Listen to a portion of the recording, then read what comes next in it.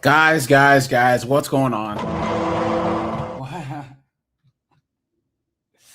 What is going on? What is going on, guys? I hope you guys are good. I hope you guys' week hasn't been too crazy. Tomorrow's Friday, right? At least I think it is. I don't even know what day it is. Today, guys, we are going to talk about these moronic divorce broads, right? Guys, I'll drop the link in the Discord first. Then I will drop the link for anyone and probably about 45 minutes. Yeah. Guys, make sure to hit the like button on the way in, guys. I appreciate that. Now, guys, divorce. Because no fault divorce was the dumbest thing that society could have ever done. And it all started in California, and everyone's been cooked ever since. Right? Keyshawn, how you doing, man? You desperate women, they regret their divorce and they're cooked. Facts. Bonghole, how you doing? Vroom, how you doing? He said they married then divorced 2 weeks in. Yep. Kelvin, how you doing, man? Let me see. Who else do we have here? Grip, what's up, dude? Steve, how you doing? Good to see you guys, man. But yeah, guys. It's an absolute mess. And guys, society's so cooked. It's like if she cheats, it's the man's fault. If she leaves, it's the man's fault, right? Everything is the man's fault. Absolutely insane. And once you start looking at these dunderheads divorce stories, is when you really, really understand that these idiotic broads always try and make themselves the hero or the victims. Because put a one if you agree that 99% of the time they are volunteers. What a joke. Now, guys, let's talk about this, right? Let's do this. So, guys, there's a couple things. Look at this. So, divorce rates in the U.S. have declined to record lows in recent years, driven by lower divorce rates among millennials and Gen X. Because, hey, dumbass, the marriage rates with millennials and Gen X have gone down. You absolute moron. Guys, you can't let these numbers fool you, man. Come on. Some people are really fucking stupid. Come on, dude. Look at that. Millennials have been marrying later, reducing the overall divorce rate while older generations face rising grade divorce. So, guys, marriages last 3 to 5 years. So if millennials are just getting married, guess what? They haven't had a chance to divorce yet. These statistics, guys, please try and look at every single angle of these stats, right? Like, look at the complete tables. Look at the actual study. Try and learn a little bit about statistical modeling to understand this, right? Look at that. And of course, baby boomers. While divorce rates for baby boomers, particularly 50 and up, have doubled since 1990. Doubled. Look at that, guys. Absolutely insane. Solomon, he has a $10, man. Appreciate that. He says, give him some croutons. Guys, all you members, put some croutons emojis in the chat. I appreciate that, man. Yeah. Oh, yeah, absolutely. And I want my medication and I want my croutons, please. Look at that. So millennials marry later, and then there's gray divorce. Now, guys, we're going to look at some news for gray divorce. Guys, gray divorce is the dumbest thing that any married couple can do, but it's really the dumbest thing for an older woman to do. Because, guys, a 55-year-old, 65-year-old man getting cooked and divorced. But guys, men don't need to. Our elder care is not that expensive. We can live in a rented room and be fine. But these women will destroy their marriage, destroy what her husband have built, thinking that there's a way for her to be happy as a single divorced chick in her 50s. Why? Look at that, guys. Highest divorce rate of any generation is baby boomers, with rates tripling between 1990 and 2021. 1 in 4 divorces occur in this generation. 18 per 1,000 married baby boomers got divorced. Look at that. Driven by factors like longer life expectancy and re-evaluating unhappiness. So there's that happiness, guys. Guys, who's more worried about happiness over anything else? Women. Generation X. We're defined as a children of divorce. So this is my generation. This is Grift's generation. Grift, what's up, dude? How you Here building a new nation for black people. It's time for you to start paying some dues, nigga. I ain't giving you shit. I ain't giving these gray divorce slurs shiznick. So we are described as the children of divorce. We've seen lower divorce rates compared to our parents, but our marriage rates are through the floor. Look at that. We had a cautious approach to marriage that has contributed to the overall decline, meaning that we're not getting married as much. So millennials have the lowest percentage of ever married people by 30% and lower divorce rate. They prioritize education, career stability before marriage, but none of these morons have careers. They majored in underwater lesbian studies. Look at that, guys. What an absolute joke. Look at that. Now here, this person says possible causes for millennials having a low divorce rate. Some millennials have a lower rate of marriage. That's what I said. Millennials have the highest college education rate. Any generation, college education is linked to successful marriages. Bullshit. You've been had. You've been took. You've been hoodwinked. Bamboozled. Led astray. Run amok. That is not correct, guys. That is not correct. Look at that, guys. Okay, so guys, let's break some news here, guys. Yeah.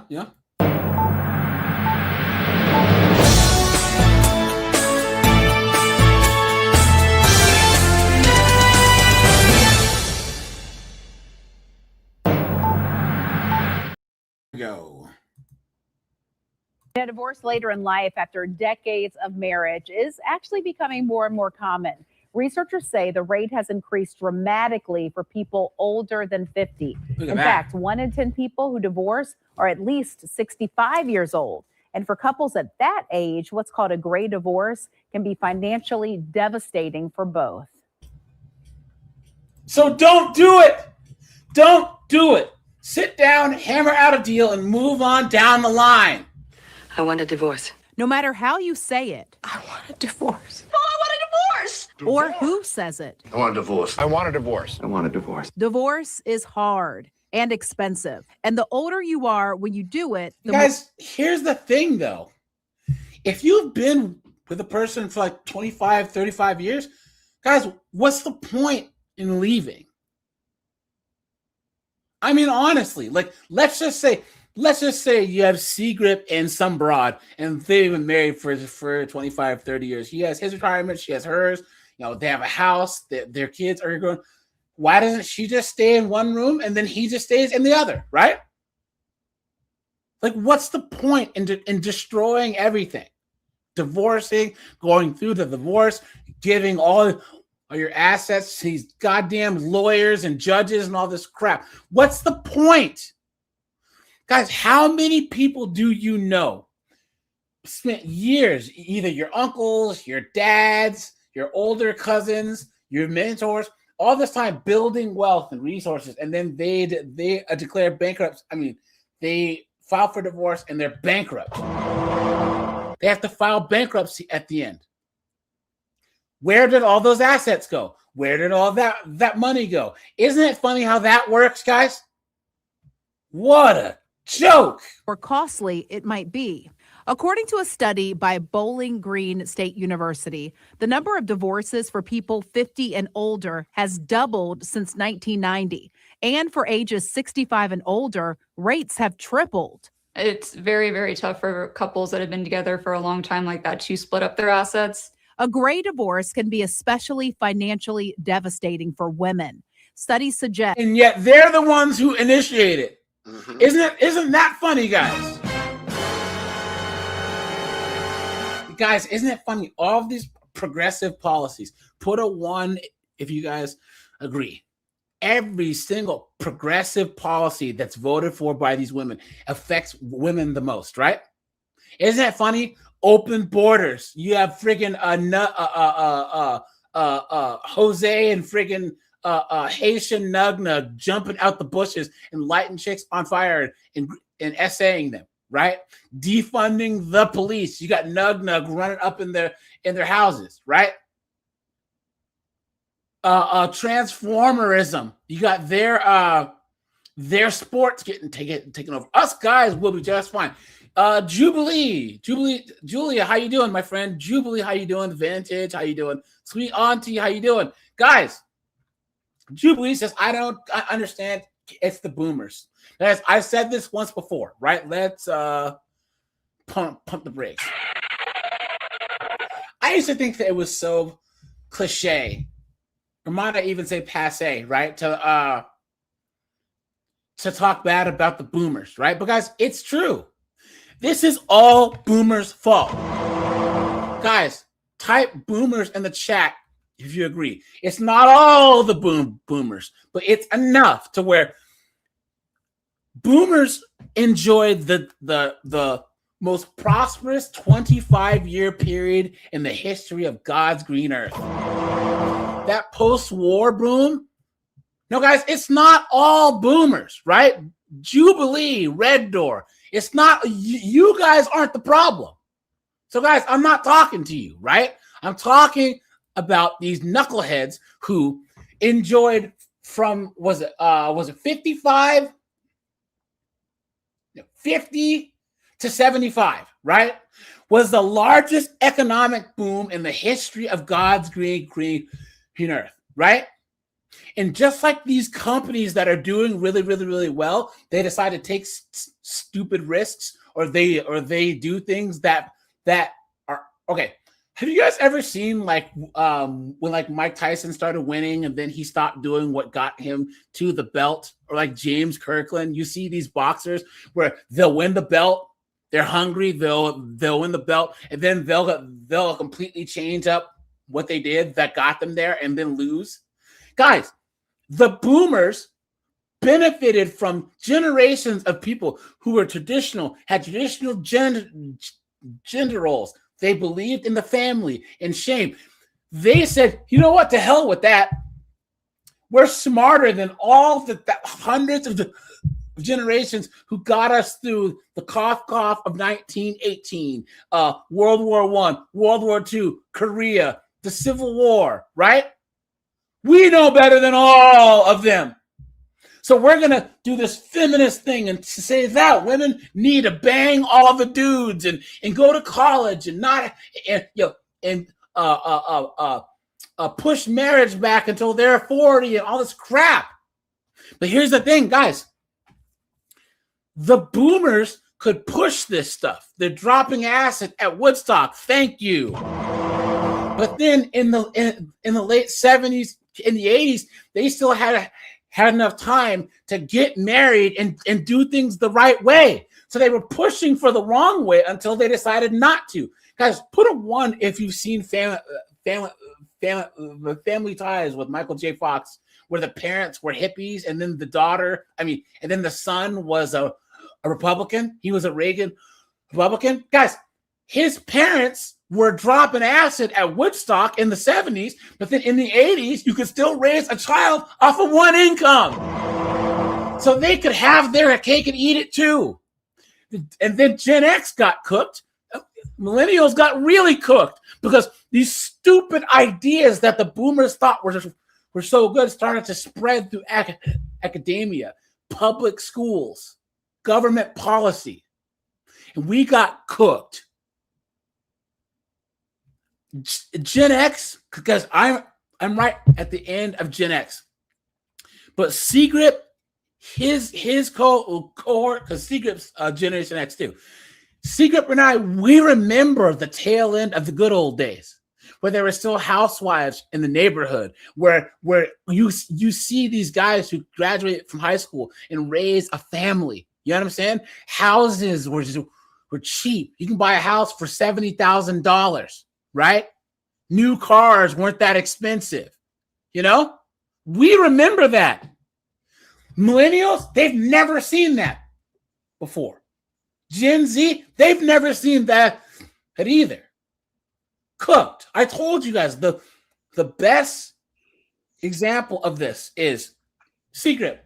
When you were done with school, when your mom was working, who would watch you?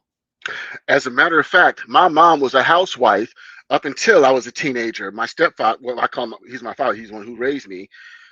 He was a laborer. You know, he was a welder. My point is that you didn't go to daycare, right? No, I never went to daycare. It was my mom and grandma. My great aunt was our daycare. She was one of the housewives in the neighborhood. So her side hustle was they had their whole garage finished. She had toys. She would give us like applesauce and treats, and we'd hang out, watch Sesame Street. And my parents gave her like $10 for each of us. There was my brother, my sister, and I. So it was like $30 a week or whatever to watch us. We were paying no $2,400 a month per child for childcare. You guys, you go to places like DC, New York, LA. The average cost of childcare in DC is $2,400 a month. That's a mortgage. Absolutely insane. Guys, hit the like button. Guys, we have 107 people. Let's try and hit the record time for 100 likes, guys. So, guys, make sure to hit the like button, guys. I call the like button the 304 button because it's free and it's easy. So, guys, make sure to hit the like button, guys. I will drop the link for anyone who wants to come up in the next about 20 minutes. All right. So women's income generally drops up to 40% in the year after a divorce. Look at that, guys. Look at that. So, guys, women are leaving en masse for boomers, right? And I would say millennials too. I mean, Gen X. And well, Gen X, but older millennials are getting cooked. So, guys, not only are they earning less than their husbands, because over 75% of households, the husband is the breadwinner, right? But guys, their income drops 40%. So they're leaving their husbands for no reason. And guys, we have to admit, 99% of the time, it's no reason. Irreconcilable differences is just cap. You know what I'm saying? Their standard of living declined 45%, Cooked! while the drop for men was less severe at 21%. Yep. Let's go! You guys, hold on. Sword. I mean, I'll see you. You know what that means, guys? All of you boomer guys, city boy.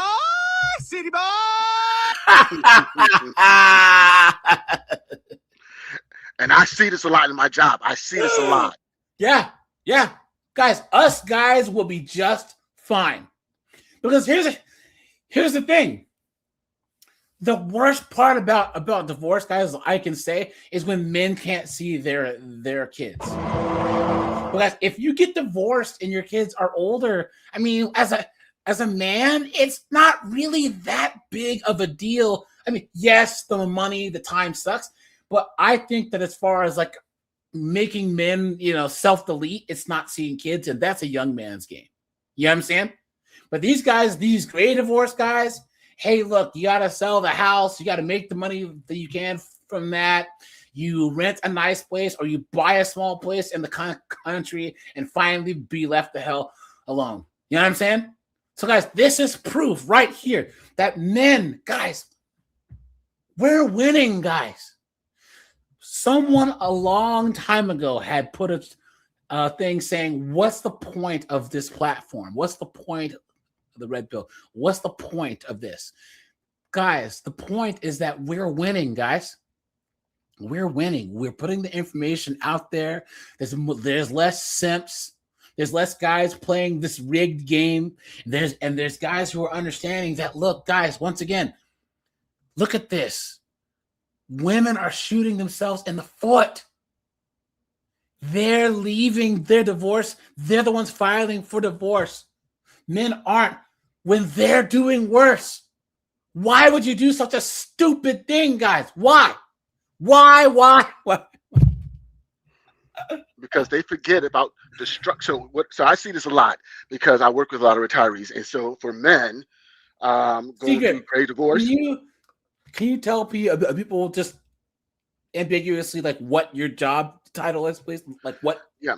So well, in my current role, retirement income. So I work with a lot of people in education that are their retirement plans, their 401ks, their 403bs, their 457s. And so I help them, with growing, investing. So in the first part of my career, it was the accumulation phase. Am I saving enough? Am I diversified enough? Am I taking on an appropriate amount of risk for whatever my retirement income or asset goal is? So going up the mountain. In my current role, I'm now working with them going down the mountain. And so what hurts men the most is that first 3 to 5 years, because when they get hit with those quadros, the qualified domestic relationship agreements, where they're taking when these women are gutting their retirement accounts, for men, they hurt that first 3 to 5 years. But if they make it through that first 3 to 5 years, I'm telling you right now, men, they come back stronger and better. Awesome. Right on, man. Right on. It's that first, because it puts a fire. When I've seen men get gutted $500,000, $750,000. And that hurts, especially when you're in your 50s and 60s. But a lot of these men, they then thug it out and they grind it out. And I consistently see within 3 to 5 years, they come back better and looking better, healthy. Yeah, I've seen it firsthand. Yeah, guys, my parents got divorced in their 50s, right? They had been married for their late 50s, I think. Either way, and my dad, he had always wanted to start his own practice, right? Because he hated working for people. He's a doctor. And so he had the assets, he had the money, and my mom was always Miss Naysayer. You never got it. So he kicked it through the uprights, moved to a new city, opened his own practice. You know what I'm saying? And now he's living his best life. Guys, we have 200 people in here, guys. Let's try and hit 100 likes quick. We have 57 likes. Oh, guys, no. Let's hit that like button, guys. I appreciate that. So, guys, look at this. So, how many years did it take him from divorce to when he started getting his mojo momentum back? How many years? A year and a half. That's why I said, rabbits within 3 to 5 years. Men that I see that go through that, they come back better and stronger than ever. Always, yep. But guys, look at this. So women's income and greater income standard living drops 40%. And it's funny because this is funded by the man. Guys, look at this. The man's providing this, and they leave him. Why? How stupid can you be? Sweet Auntie, she has the $5. There's almost 200 viewers. Hit the like and subscribe, guys. Yeah, share the video, guys. You know what I'm saying? I appreciate you guys being here. Sweet Auntie, thanks, my friend. You are scaring the hoes. So what can women do to protect themselves? Don't get divorced. Find a way to stay. Get separate bedrooms. Sleep in the basement. You know what I'm saying? Hammer out an agreement.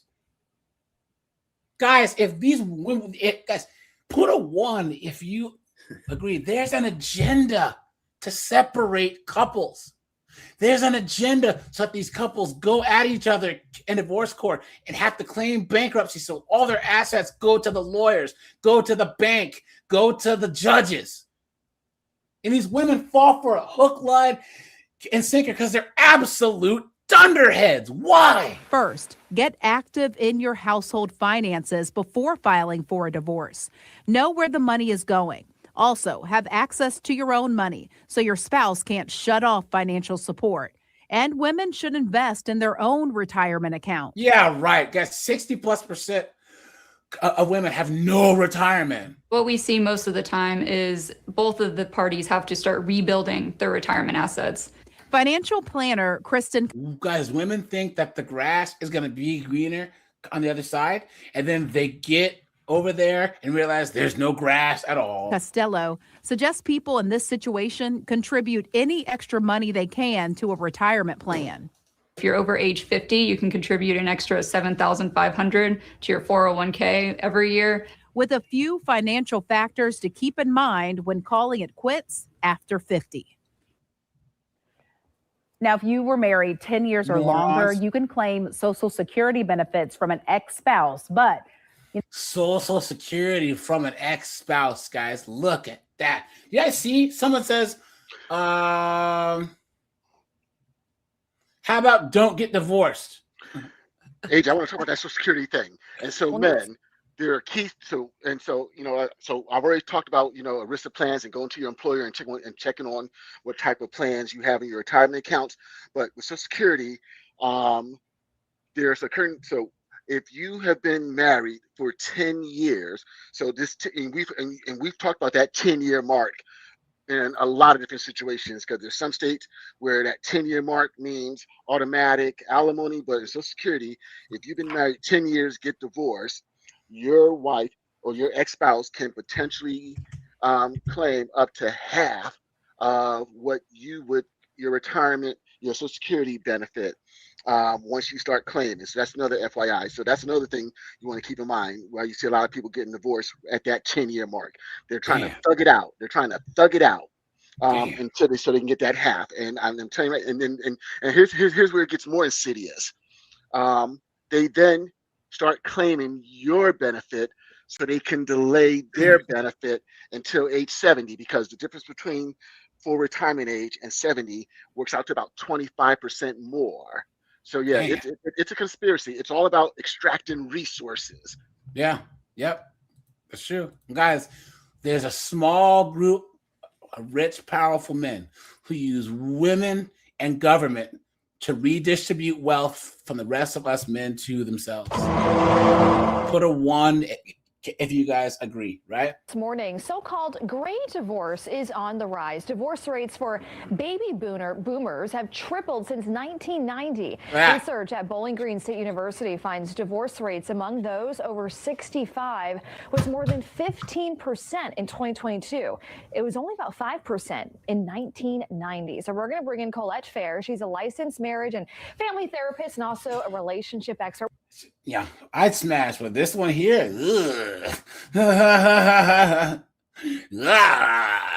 No thanks, man. We love having her here on Good Day Orlando. Thanks so much for coming in again this morning. I love being here. Thank you. Okay, so this topic is so interesting to me because I feel like now that you put stats behind it, I'm actually not as surprised because I feel like I have seen this a little bit more. Yep. Are you surprised by that? Not at all. In fact, many of the couples who come into my office, other people are surprised by this, but are in their 50s, 60s, and even 70s. Guys, this chick's a demon, okay? She's a licensed marriage and family therapist and relationship expert. That means she's a demon.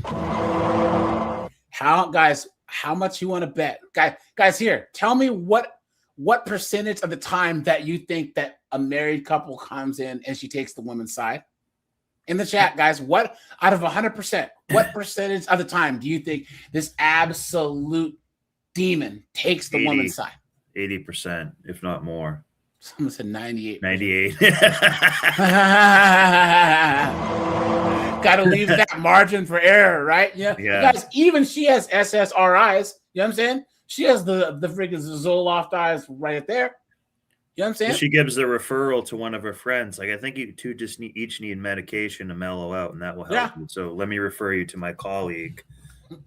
Guys, all these chicks are all friends with divorce lawyers. They're all friends with judges, right? And they just funnel these couples straight into the system. Guys, tomorrow we will go live earlier, guys. I think it's like 3 o'clock because we're going to look at the Andrew Wilson, Rich Cooper debate. So, guys, we'll jump, and then that'll be a call-in show from the jump. Guys, we'll try and get through that whole thing to get through as much as possible. So. And I think there are a couple of reasons that gray divorce is on the rise. One is that there's a reduced stigma against divorce at this point. AJ is, sorry to interrupt, is gray divorce basically kind of like quiet quitting? No, gray divorce is when old people get divorced. Their hair is gray, so it's gray divorce. I thought it maybe meant like quiet quitting or something within a divorce. They have a term for that too. You have these stupid liberal women make up stupid terms. Well, that's what I didn't know what this was really, but it makes sense. Dang, Blackest Night says, been down that road. Even male counselors take the women's side. Happened, the ex-wife, when I had an issue with her not changing her life. Whoa, whoa, whoa, whoa, whoa, whoa, whoa, whoa. Blackest Night, you married a chick who wouldn't even take your last name? Bro, guys, I need to get serious with you guys right now. Guys, I know I joke around a lot, but guys, I'm being dead ass serious. Guys, I need you to hear me. I need you to hear me well. If you guys, as I respect everyone who's in this chat who's taking the red pill, guys, there are men in the chat, men in the Discord, men who email me who are red pilled, who are married, happily married. You know what I'm saying? That's fine, guys. You can be red pilled and be MGTOW.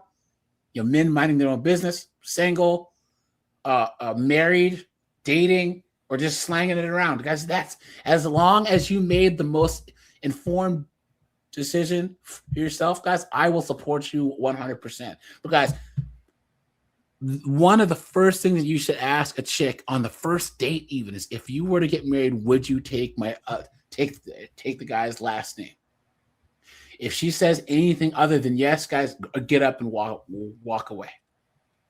If you are seriously going to date to actually try and find one to marry, that should be one of the first things you ask. And guys, that should be a non-starter. That should be like the number, other than single mom, police officer, blah, blah, blah. But guys, that right there sums up her view on marriage, on gender roles. Because guys, if you marry a chick, and Blackest Night, I'm not trying to get on you, bro. We've all simped. You know what I'm saying? We've all simped, and guys, we all know it. That's why we're all here. Because if Snowboard marries a chick, he's expected to give his life for her. He has to push her out of the way of a bus. He has to jump in front of a bullet. He has to do all that. He has to fight off Nug, who broke into the house, right? You know what I'm saying? The least she can do is take his last name. The least she could do. That is proof, once again, that they can quickly list all the duties and obligations that men have in relationships, in society, but they don't feel like they have anything, guys. Guys, that is the least a woman can do, is take your last name. AJ, I'll take it a step further. If you're dating, if you're courting abroad, and you ask her, if we were to decide to, tie the knot and get hitched up, and would you take my last name? And she says no. Immediately, right then and there, turn around and say, okay, well, if we did get married and you didn't take my last name, if we got divorced, would you take all my assets? But here's the thing, though. Like, you don't even need to see you're B, C, D, E, F, G. I'm talking about A. If she says that she wouldn't take your last name, assume that. You know what I'm saying? Assume what you said. Assume that she's gonna cook you because she has no respect, guys. The partner thing, no, guys. There's husband and there's wife, and they have duties, but they don't think there's no wives anymore. Wives get into marriages thinking that knowing that they have a duty, that they made a commitment they have to honor. And if she won't even take your last name, they have no concept of what would take to make a marriage work. And they're going to cook you when you get a divorce. It's not if, it's when. You know what I'm saying? That one question, just think about how crazy that is. Look, this is my thing. Look, men, whatever you decide to do, it's your life. You only get one of it to live. You can choose it live however you choose. My issue comes when you are making uninformed and uneducated decisions. You know, at the end of the day, you pick and choose how much due diligence you want to choose when making these decisions. You know, my whole thing is, look, if you want to have your head in the sand, so be it. Don't cry about the outcomes. But Secret, stop playing games. Hold on. Guys, we had 100 likes in 35 minutes. Guys, let's go. We broke the record. Nice. Good job, guys. I appreciate that, guys. If you like the video, guys, share the video, the live stream, guys. Hit the like button, subscribe, hit the join button for membership, guys. Secret, you were saying? Too many of us are playing games we don't know the rules to. Stop playing games. You name me one championship team who just goes in and wing it. No, they know the rules to the game and they play it to their advantage. Stop playing these games without learning the rules. Learn the rules when it comes around your money. Learn the rules when it comes around using with these women, and learn the rules around protecting yourself. Yeah. James, guys, man, thanks for the comments. Says his ex divorced, broke up the family at 50. They had 7 kids, 30-year marriage. He did everything. She never worked. Life was close to perfect, and she was a born-again Christian. Who, guys, those born-again Christian chicks, guys, nope. And guys, once again, you can get cooked. Guys, my brother did the same thing. He did everything for his ex-wife. Everything. She cheated on him, cooked him, you know? Guys, here, I'm going to drop the link in about 10 minutes. And guys, once we get through the news, if anyone wants to come on and tell your divorce story, I'll give you the floor for a little bit. All right? Decades that so many people, at about 50% of marriages, end in divorce. I also think people are living much longer. So it used to be that you didn't get to... What does that have to do with anything? If you live longer, wouldn't they rather spend it with the person instead of by themselves? Like, what is that about? You know what I'm saying? Point of a 40-year itch, right? You died before you got there. Now we're living a much longer time. So if you're unhappy at 55 and you see your life as 35, 40 more years, well, she's trying to sell it. Make a change. That's a good point. And you know, if someone is kind of at that point in their life right now, and you know, maybe they're in their 50s and 60s, and they're like, "Is it too late? Is it too late to almost restart and start again?" It is too late to restart. At 55, you absolute dunderhead. What are you talking about? You stupid woman. What is a 55-year-old chick going to do? What do they think is out there for them at 55? How many times, guys, have we shown these old shriveled up broads at 65, 70, talking like they're in their 20s, talking about dating apps and how bad their first dates went, all this other crap. You're 55 years old. What are you talking about? And I feel like you would say, no, it's not too late. Absolutely. Oh, and guys, about the born again Christian thing in the chat, Gangster Dave, Jubilee, Peter Rose, Mr. Smith, Dragonfly. Guys, what's the final form of a 304? Jesus. Church. Thank you very much. Thank you very much.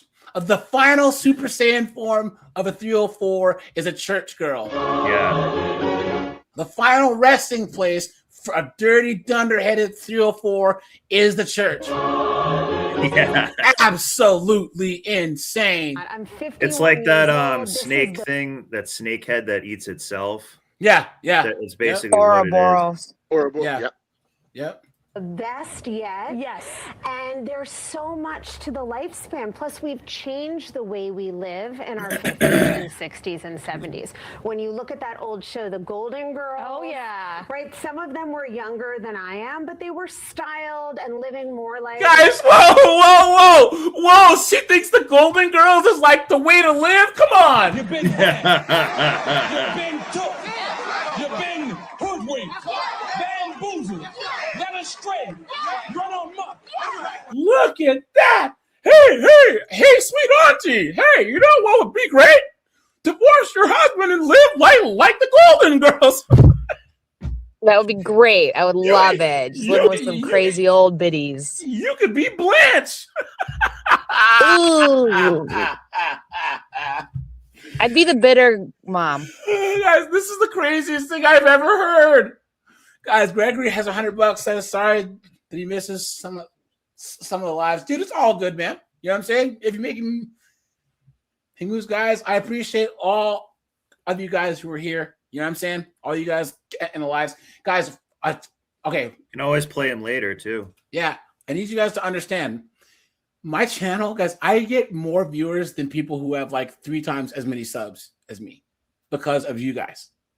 My average view, like live viewer count, is really, really high for a channel my size, and that's because of all you guys, your constant engagement. So that's why, despite the fact that we talk craziness over here, my channel grows. You know. But thanks, Greg. Appreciate that, man. You are scaring the hoes. Appreciate that. And then Jeremy says, years ago, a woman set him straight about Christians, was told to stay away from them. They are the biggest devils. Yeah, guys. Yep. Yeah. It's sad. I'm starting to become more of that reality. Yep. I think it's true.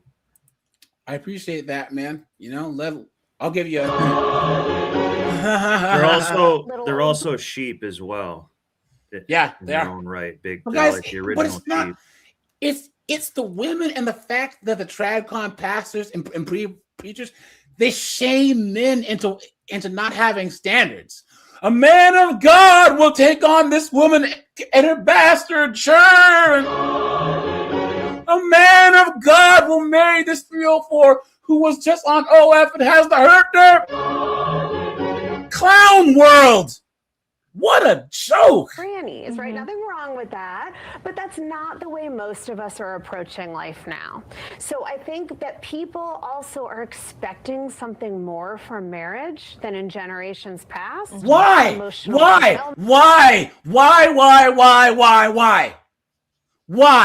They're expecting more than marriages that had lasted 30, 40, 70 years before. Do you see how she just let it slip that their expectations are all off? Our great-grandparents and grandparents weren't happy. Marriage is not about happiness. It's about duty, honor, and respect. Those 3 things, if you do all 3 of them, that equals love. And what do you always hear me say about expectations, especially when it comes to women? Expectations are nothing more than resentments waiting to happen. Exactly. And guys, this is the thing about when gender roles start going out the window. Guys, our parents and our grandparents, they didn't really have to worry about expectations because it was built into the title, husband and wife. They knew what was expected of them because of our culture. Back in 1920, a woman knew that when she got married, there were certain things she was supposed to do. Hell, outside the West, in the Middle East and Africa and Southeast Asia, women know what they're supposed to do. Men know what they're supposed to do. There is no arguing. There is no discussion. If you're going to take on a wife, you must do A, B, C, and D, or her dad's going to, take you out back and shoot you. You know what I'm saying? Period. And women, you're supposed to do A, B, C, Indeed, that's just how it works. Intimacy and closeness. And so if a marriage has gone on for many years without that, some people are saying, I want more. Yeah. And I think maybe talk to a little bit about some of the things that you can do now in your marriage to maybe not head for a great divorce, because me and you were talking about this during commercial break about kids and when couples are married and maybe, you know, there were some rocks in the beginning, but they have kids and it kind of silences, I feel like, maybe some issues until the kids are gone, they're off to college. And then they're looking at each other like, now what? And they might head for divorce. But maybe there's someone out there that's like, I don't want to get to that point. Absolutely. What's your suggestion? So I like to call, people talk about empty nest, but I like to also talk about empty marriage. That if you get to that point where the kids are going off and you have neglected your marriage for 20, 30 plus years, or focused exclusively on the children, suddenly you're looking across the table at someone and saying, I'm not even sure how how I feel about you. I don't even know you. So putting a lot of energy and intentional But that's their own investment fault. into the marriage They had a along plant, the they way didn't is what's water it and important, stuff. because the real cause of divorce, Get to when know people them. talk about You have all the financial time. differences, infidelity, growing apart. Certainly that's true, but all roads lead back to emotional disconnection. So you have to make your relationship. Now, guys, what does that mean? Emotional disconnection means that women leave. Men don't marry for emotional connection. We just don't. It's a plus, obviously, because I also think that one of the biggest things that could happen was when there's this expectation that women have that their husband needs to be their best friend. It helps if your spouse is your best friend, fine, because my parents were not best friends. My dad, he usually did his thing. My mom did his. My grandma would have never asked my granddad to go and do some girly stuff. Ever. Guys, put a 1 if you or anyone on the panel. If you've been to like a Mexican cookout, a Vietnamese cookout, Samoan cookout, right? When you go there, where are all the men? We're in the backyard drinking beers, watching TV, watching sports, or busting it up. And the women and the children are normally in the kitchen. Thank you. In other cultures, men and women don't hang out like that. They just don't. There's no expectation that the husband has to be, sitting there drinking wine and watching Sex in the City. That's not what men are for. Their best friend would basically be a simp too. Thank you. They don't like that. Haley says, not living longer, stop counting at 0 to 2 mortalities. Man, sorry to hear that, bro. And then Dragonfly, hey, thanks for the $1.99, man. I appreciate that, guys. I really do. Whoops. Seriously. Garlic croutons, dude. Someone said that this chick looks like the Joker. Yeah. Why so serious? You know what I'm saying? But yeah, guys, once again, women have these unrealistic expectations because they don't know men. They don't know what we want and who we are. Men can't emote like women. Guys, the only men who emote like chicks. Gay! That's it. And they don't respect those guys anyways. Why? A priority. And AJ, okay. I want to push back a little bit about women wanting to be your best friend. No, they don't want to be your best friend. They want to be your only friend. That's why they're shitty people. No. They want you to be their best friend. They want to have all their own friends. Oh no. Okay. They want you to act like their girlfriend. Yeah, Dragonfly. I said marriage is about duty, honor, respect, duty to each other, and your commitment, honoring each other's wishes and respecting each other's boundaries. If you're missing any of those things, you're cooked. But when you combine all those three, that's how you show you love a person. And guys, do you think that the majority of modern women can do any of those three things? No. Here, you know what? Anyone who says yes, you've been had, you've been took, you've been hoodwinked, bamboozled, led astray, run amok. And last but not least, it's the holidays. And, there might be some families out there that are trying to navigate through this new, chapter of their life, whether it's their parents are divorced or they're headed for that point. What are your tips for families that are dealing with this right now? Yeah, it can be really hard, especially if this is the first year. So give yourself lots of grace and compassion. There may be some grief that comes up, but also be flexible and open to being creative and seeing the holidays as different than they've been in the past. Guys, did she give any? What a basic bitch. Did she say anything at all? Like, what did she say? Do they ever? No, never. And she's a therapist. Guys, I'm telling you, get a male therapist, right? You know what I'm saying? Guys, your therapy first should be the gym. lift some weights, hit the bag. You guys take jujitsu, learn how to kickbox. That's your therapy first. What could you plan that would be fun, that might not be like what shut you've ever... up. Hold on, guys. Sorry. There's one more thing here that I want to show you guys about great divorce. Here we go. 8:10 now, a new on AM Extra. We're unraveling what's behind the rise of gray divorce. Yeah, I know. She has those farmer's shoulders too, man. Yeah, nice. You know what I'm saying? She's been baling the hay. There you go, Snowboard. Yep. She has a G.I. Joe Kung Fu grip. You know what I'm saying? Yeah. It's not necessarily a type of divorce, but more so the question of who is divorcing. Data shows rates are skyrocketing among aging Americans. Joining us on the couch to tell us more about gray divorce and why it's happening is local certified life and divorce coach. Man, and she sure is Divorce great, coach. isn't she? Did you hear that? She's a divorce coach. Divorce coach. Yeah. Another demon. You know what I'm saying? Brentstrom, good morning. Guys, where do you think that they told her to park her broom? This also answers Snowboard question.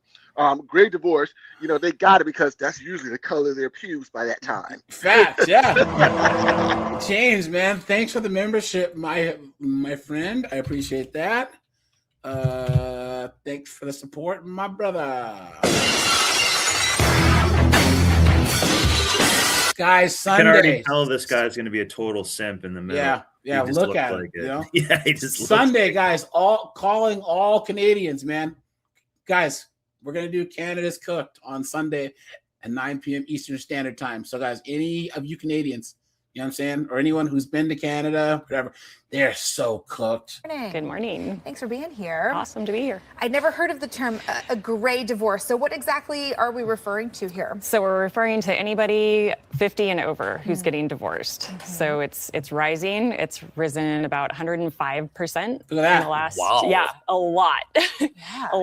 A lot happening in that area. What is the reason for that? Can we pinpoint that? There's a lot of reasons. Empty nest. Oh my gosh, I have to wait. We're spending this much time together. Right. Like, what's happening here? Who are we without our kids in the house? All these distractions are gone. Interesting. We're living longer. So if what kind of what is that argument is that? We're living longer. So but do you guys see how women just somehow think that their age just doesn't matter? And this, guys, put a 1 if you agree that we're dealing with the most youth-obsessed, immature, alcohol, drug-addicted, mentally ill, dunder-headed chicks that have ever lived, right? Guys, how many times have I showed you guys these women who were in their 50s and 60s talking about dating apps and stuff the same way 25-year-olds, doing the same TikTok dances, all this other crap, listening to Taylor Swift and Little Uzi the Baby Vert and all these. Well, you shouldn't be listening to the same music that your 15-year-old is. What a joke! if you're at 50 or 60 and you're facing 30 more years, do we like each other enough to be spending 30 more years in a space where we're not particularly happy? But guys, think about it. By the time you're that age, you're half a hundo. You know what I'm saying? You have less years in front of you than behind you. Why would you leave? Why? What do they think is out there for them? Guys, make sure to hit the like button, guys. Let's try and hit 155 likes. Guys, we have 330 people watching. So, guys, make sure to hit the like button, share the video, couple of your friends. Hit the join button, guys, if you like the content. Hit the super chat button. Interesting. That is fascinating. There are some interesting statistics too when we break this down. I think we had a few that we can talk about here. When you look at the statistics of a gray divorce and who is involved, I was surprised it's more than a third of all divorces. There you go, guys. 36%. Tripled from 1990 to 2021. And are initiated by a women whose quality of life and earnings go down by over 40%. So they're not winning, guys. They're not winning. Can you imagine? They're in a boat sailing through the ocean, and they decided to kick the captain off or kick the men who were rowing off and start drilling holes in the bottom of the boat. Why the fuck are they so stupid? I try to not swear. I really, really do. But what the fuck is going on? Why is this a thing? Why? It's that Sex in the City type. It has to be propaganda. Media process. Like, yeah, they like that. It's magazines. It's all this stuff. Like, they also are just delusional. They don't believe that they look as old as they do and everything. So, I don't get how, like, Sarah Jessica, only one of the chicks on Sex in the City is actually hot, and that's the brunette one. She's decent looking. Yeah, but Charlotte. Yeah, all the other chicks are. He comes in with Charlotte like that so quick. And you're gonna let those chicks brainwash you into thinking that it's okay to be old and dried up and single? Yeah, but it's working. Crazy. LeBron went to Diddy parties. That's his name. Thanks for the $5, man. I appreciate that, man. Thanks so much. You are scaring the hoes. Appreciate that. I think he's a Freemason too. A lot of them being initiated by women. That was kind of surprising to me. Yeah, it edges a little bit more towards women, about 66%. Okay. It's not. That's not a little bit. What is that? Girl math? Dunderhead? What are you talking about? Massive. I reached out to a few of the law firms that I work with locally and just kind of asked them to compare, like, give me some of your information that you're seeing with your clients. Yeah, see? You see that, guys? What did I just say? All these therapists and stuff, they work with law firms, guys. They don't want you to actually work out your issues. They don't want you guys to actually spend the rest of your golden years together. No. No. Guys, anytime that this chick, these law firms, guys, right? All it is that's all it is. You know what I'm saying? All about money. That's all it is. Yep. What a joke. They have to rent 2 apartments, and it's kind of like buy double the stuff. Yeah. Many court fees, court costs, alimony. You don't split insurance anymore. Yeah. The bank repossessing things. It's a lot of things, small hats. Lawyers getting paid. Ridiculous, man. And they follow the statistics, the national statistics, pretty well.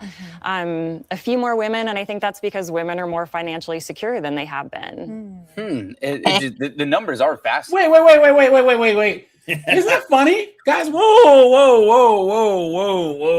Hold on a second. They say that women are more financially secure, but they complain about the wage gap. You want me to translate though? What's that?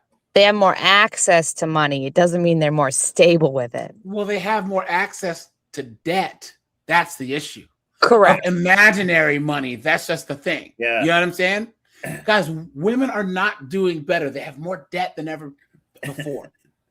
Guys, think of this. Let's look at some parity here. If you have a guy who's making $80,000 a year and he's a plumber, you have a woman who is starting out, maybe she's, because lawyers don't start out making much. They start out making like 80K, 85K. That plumber's worth more than her because he doesn't have any student loans. Lawyers have $100,000, $200,000 of student loans. Let's just say a guy, he's an electrician. No, he's a trucker making 6 figures. Long haul. A nurse makes 6 figures. She has $80,000 in student loan debt that she's never going to pay off. So it's who's worth more? You know what I'm saying? It just doesn't make any sense. Guys, let's hit the like button, guys. Please take a second. That's the 304 button. It's free. It's easy. You know what I'm saying? It's only $5K for a CDL, and it's $100K to be a nurse. Yeah. Yep. Yeah. Take a look at the woman in the green, how she looked away and looked empty because she knew what she said. That's not true about the women having more money. You see the disappointment on her face and stuff. That's that Xanax kicking in. Maybe, yeah. Because he took one right before filming started. Maybe behind it, and even just the lifespan side of that's also interesting. If this is something, again, you are a divorce coach. Yes. If you are working with somebody who is maybe on the fence of something like this, or going through the process, what is something that somebody going through a gray divorce may need to know? Educate yourself. Know that you were talking about armrests earlier. So if you think of in divorce in your 30s, you have a long runway to land. So you've got all the time in the world, and gray divorce is going to shrink you down to like landing on an aircraft carrier, where you better hope that hooks, because your span to finish this is shorter. So if you need to ramp up a career, it's less time. If you have one pie of money to divide, and you're going to Thanksgiving dinner, all of a sudden you're taking a half a pie to Thanksgiving dinner. So everything's split, and what you thought your retirement. Guys, this is her professional advice. Yep. This is what people pay her for. Guys, how dumb can people be, right? To pay idiots like this to just, I mean, guys, what do we hear? Right.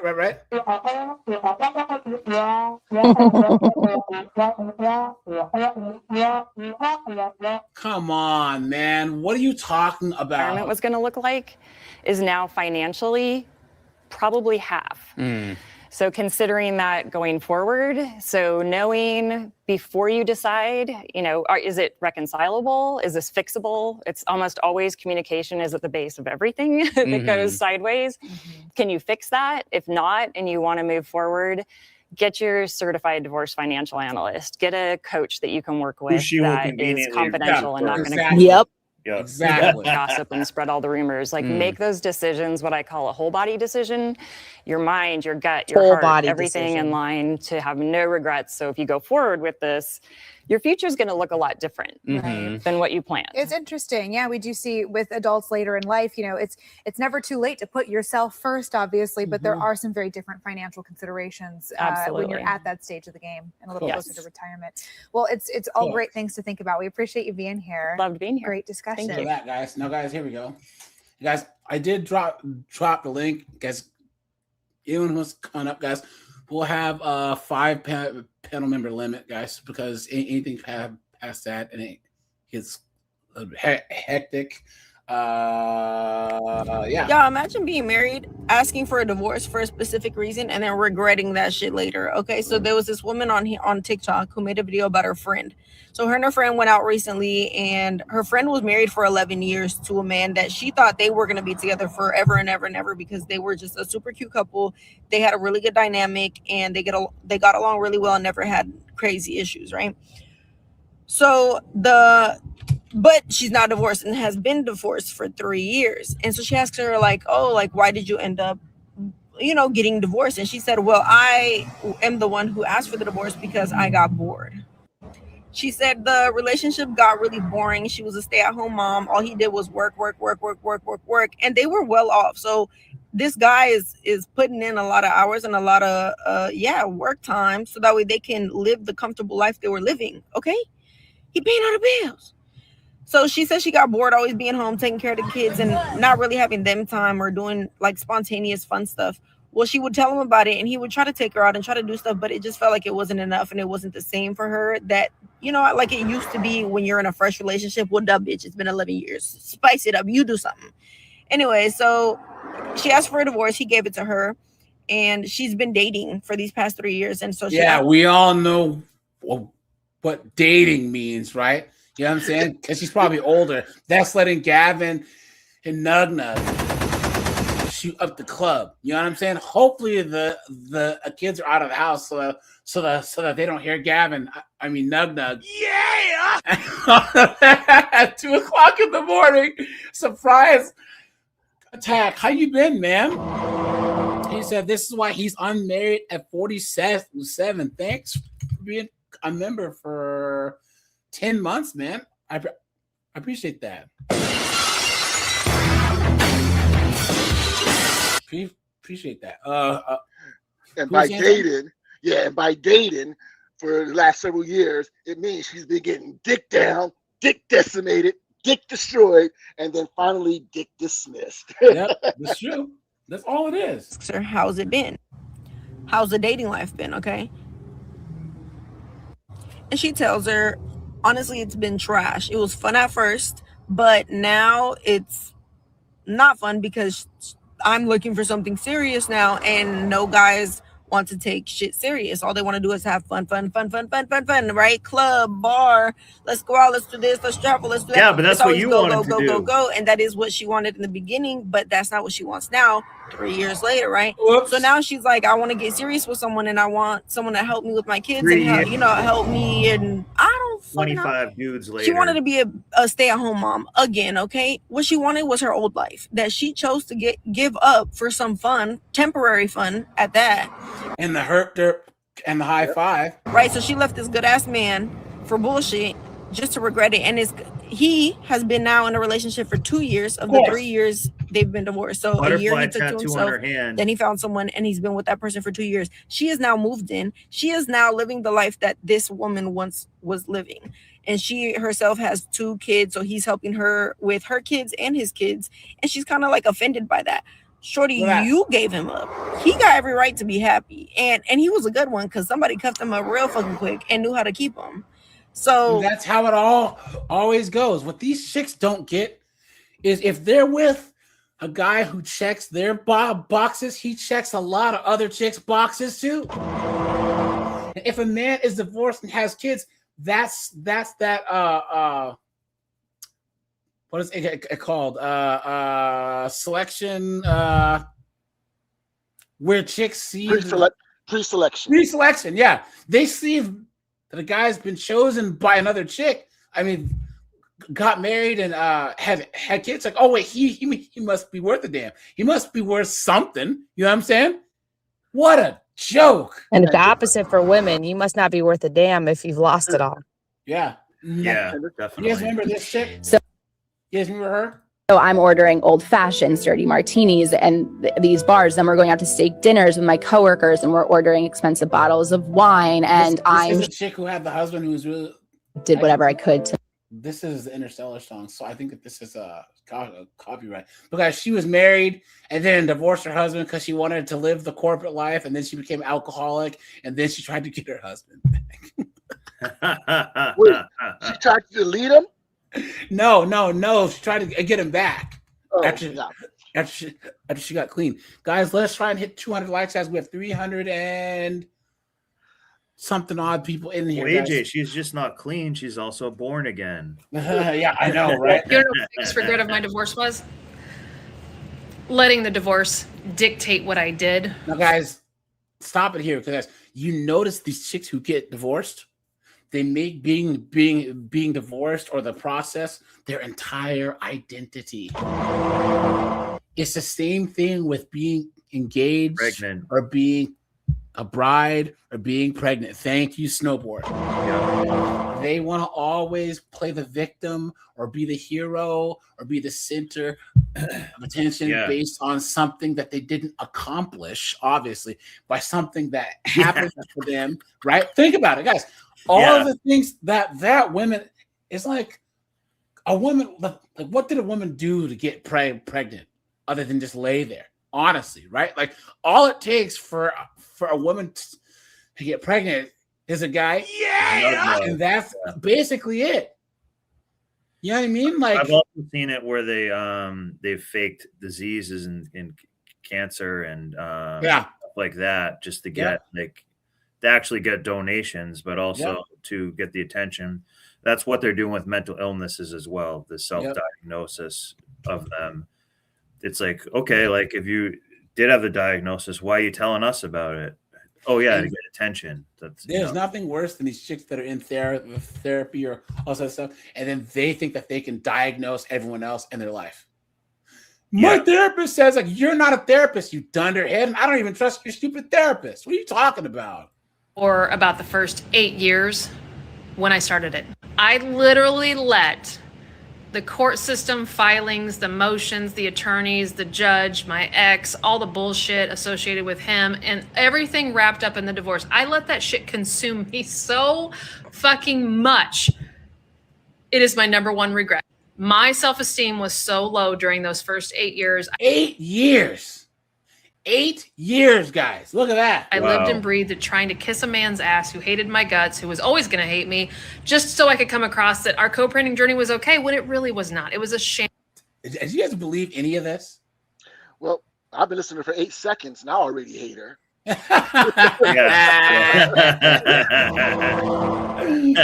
was a shit show.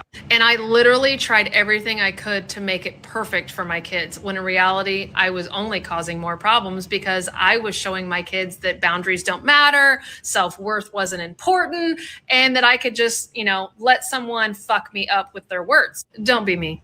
Take foul-mouthed demon you. Guys, never ever be around a woman who swears this much. You know what I'm saying? What a joke.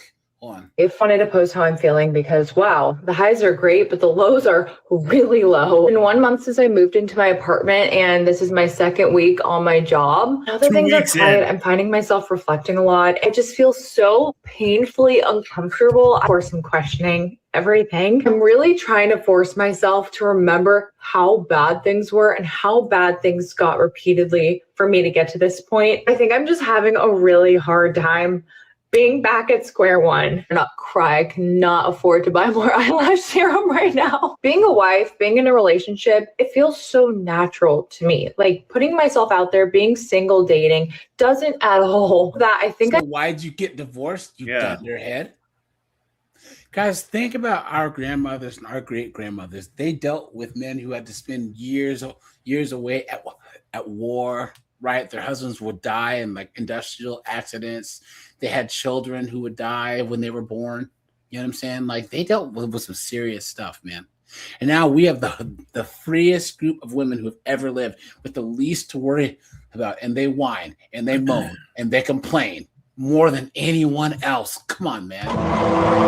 Absolutely insane. What a joke. I thought moving to my hometown would be really good for me recovery-wise, but I'm just finding it's not. Really thought I would have family support moving here and finding that that's not the case. And it's been a really tough pill to swallow to realize I'm kind of on an island. I know so many people would die at the opportunity to have no strength. What is she doing to her face? Like what is going on? Guys, look at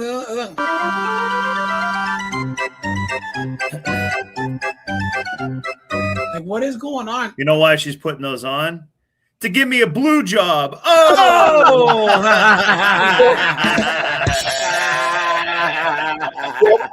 When she was talking about swallowing, I was just thinking maybe you did more of that, you'd still be married.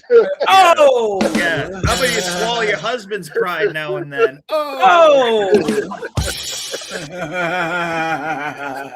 Attach and travel and start over and date a bunch of people, but that's just not my personality. I'm $10,000 in debt from all of this. Like, I don't know where people are just getting money to do all this stuff. I have 2 dogs that are quite literally the only things making me feel sane right now. Point I'm just really questioning like if I'm ever meant to have like a normal, happy life, which maybe no, you're not. Because you're a dunderheaded, idiotic, goofy face 304. You know what I'm saying? Come on. Guys, put a 1 if you agree, guys. This is the modern woman right here.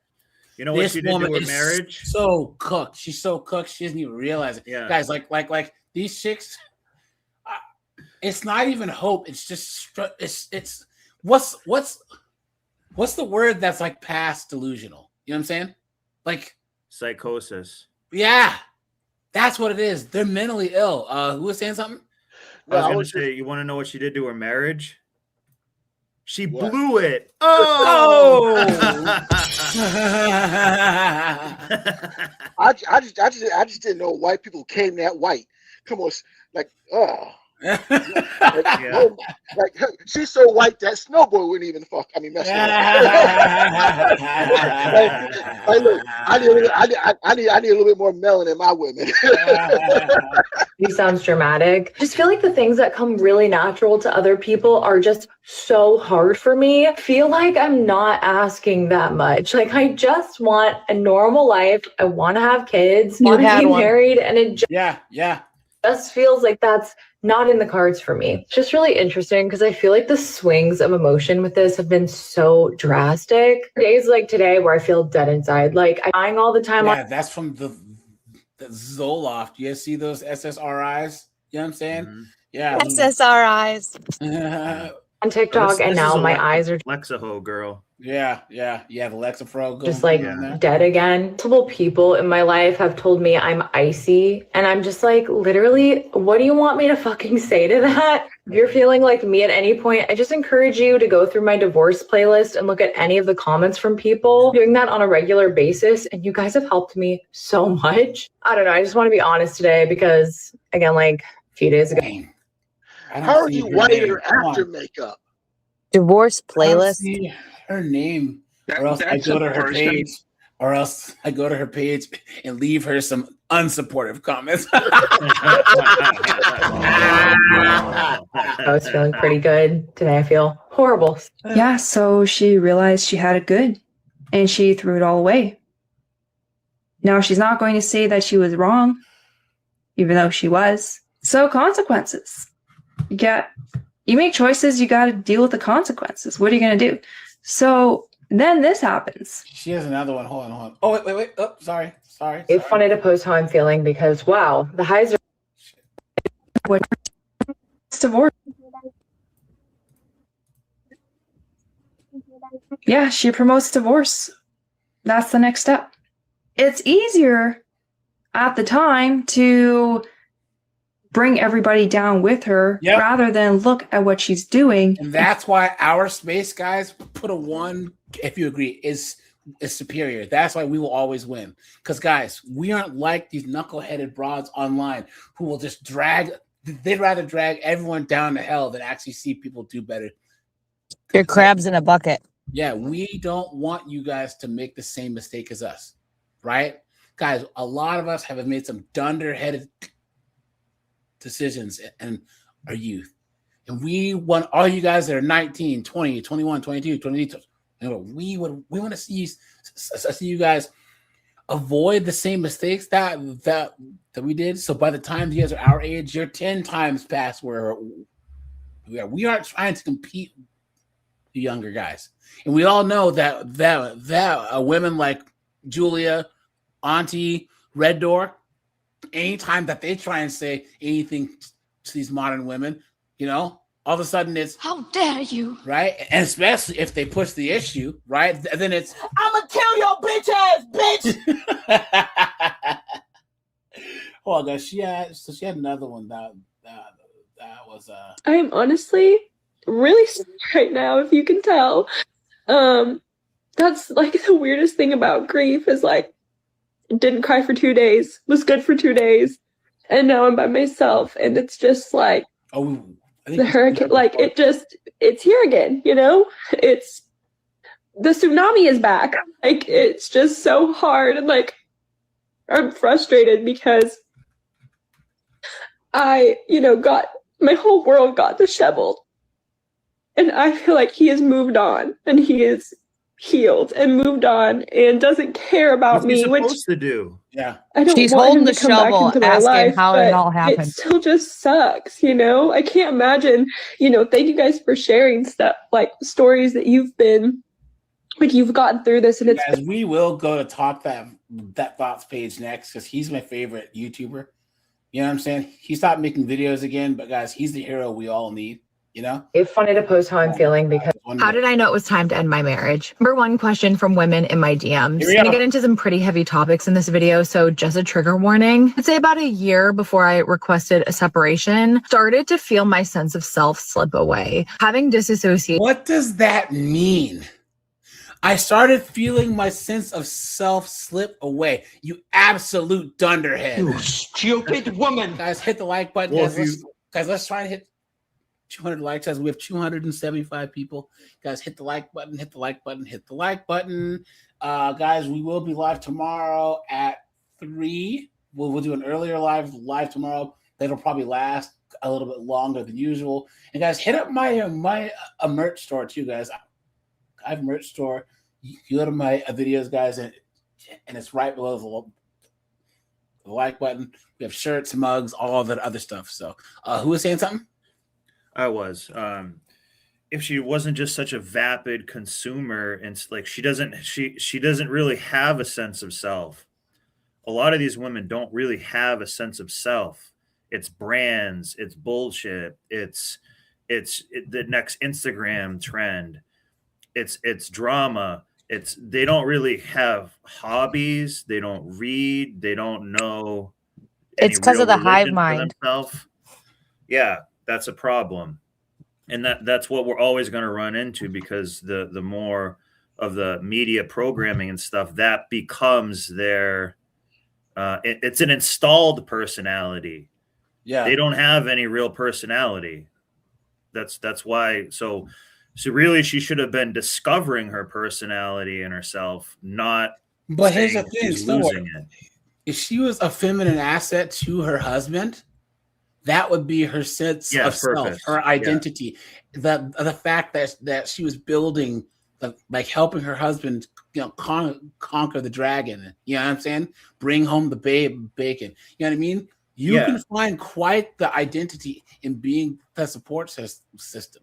But these modern women, I just don't understand. I agree. What they want. It doesn't make any sense. And guys, they don't either. Yeah, I was going to say they don't throughout the day. So my point is, they're told. Keep going.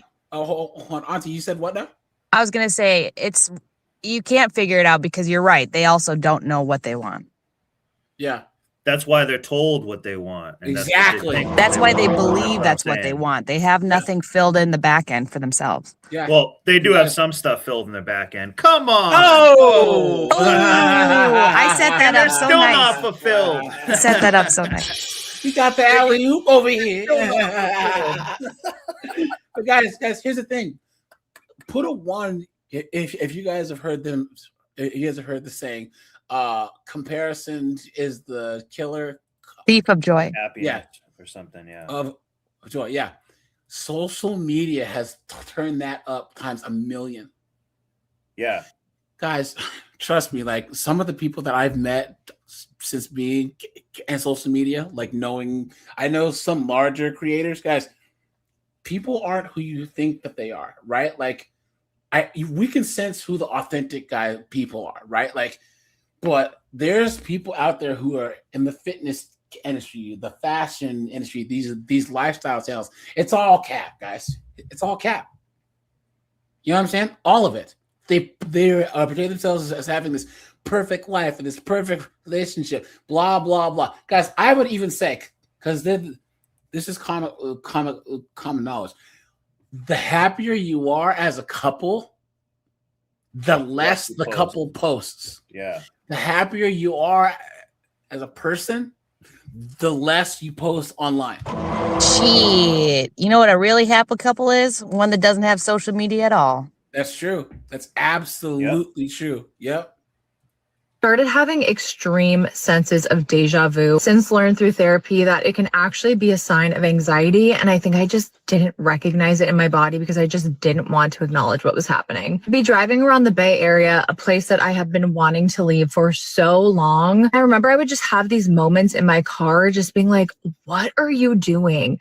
Why are you here? Almost like putting myself in the multiverse, Spideyverse. Like, this is not the universe that you're supposed to be in. I felt like I had no energy by the things that brought me joy. I feel like all these emotions and all these things were compounding. And I called my mom and I just told her, like, I am so depressed. I don't recognize myself. Don't have any hope for the future. I just feel so down. That she was like, you need to come home. I never want to feel to the point that I'm that hopeless, that I have nothing to look for. She called her mom and said, and I'm just trying to tell you that I have mental health issues. I'm extremely distraught. I feel like my whole life is ending. Bored too. I feel like I can't get out of bed every day. The hardest thing for me to admit is that I am at rock bottom right now. No idea what the future is going to look like, but I know there is one. And I know there is one I'm going to be excited about. Your dog she's petting too? Someone says, why would you put this on the internet? Yeah. And I know I'm going to look back at this time and be like, wow, if you got through that, you can get through anything. You're losing yourself to the point that you don't even recognize yourself anymore. This chick has never been through anything. Yeah. She hasn't been through war zones, landmines, militia dudes going out there to try and, SA chicks unmasked, like in the Sudan where friggin', mock moods chasing chicks down and you know what I'm saying? Guys, this is not a game. They haven't been through anything.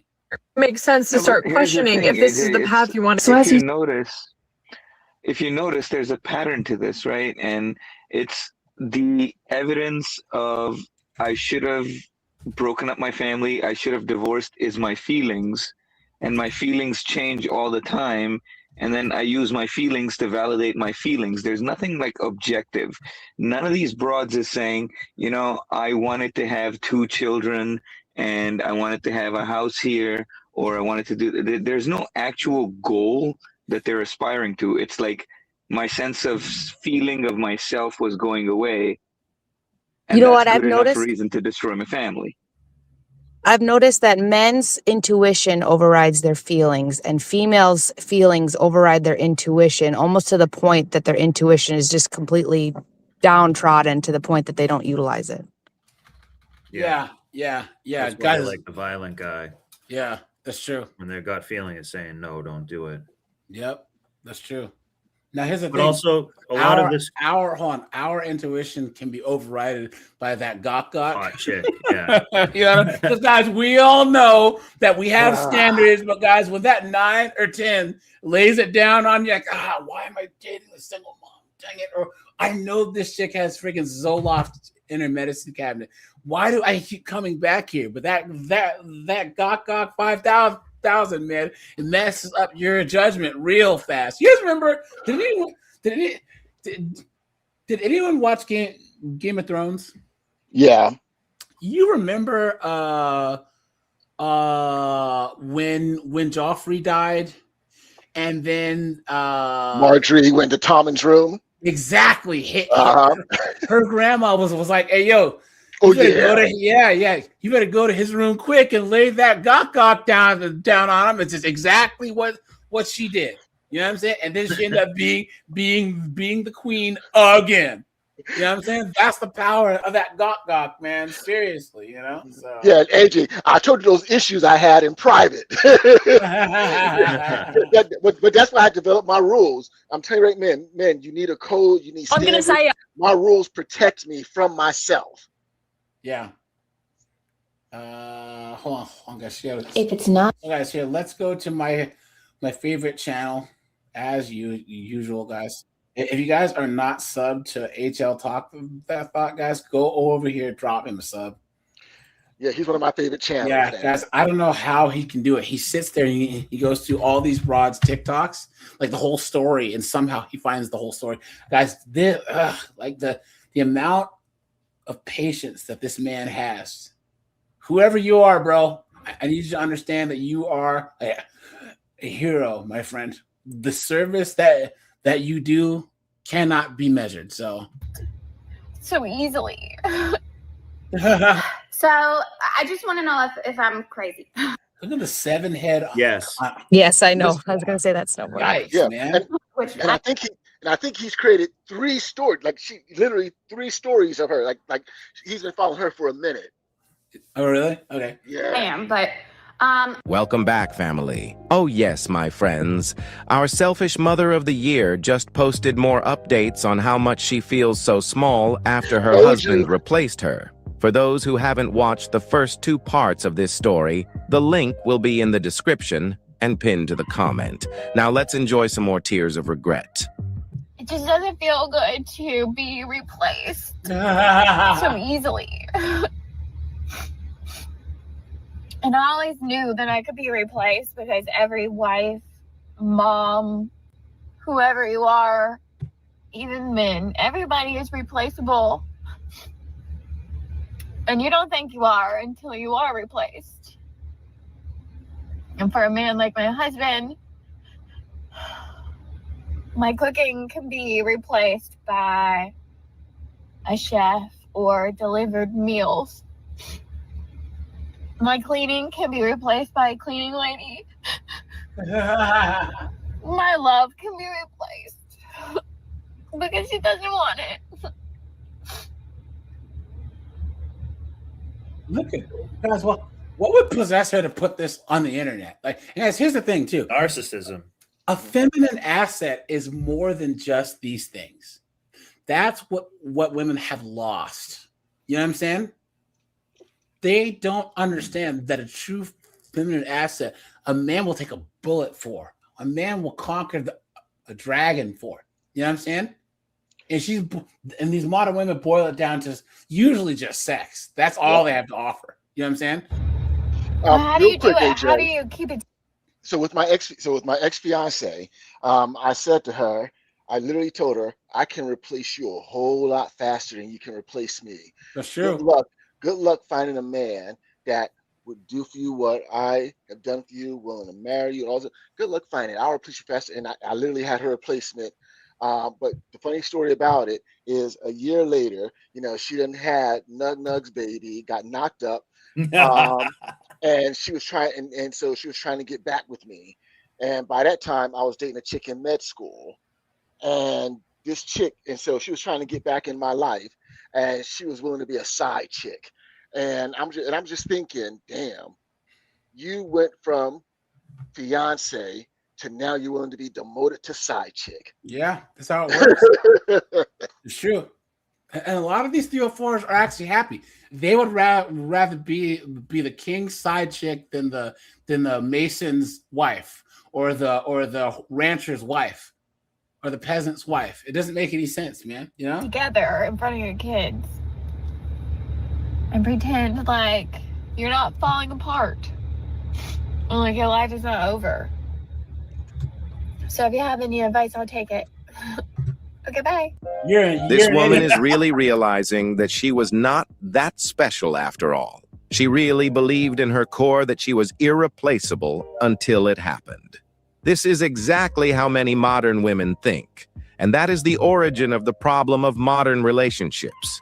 Many women believe that once they leave a man, his life will probably be worse. This is the real reason we see a lot of women disrespecting their men even in public.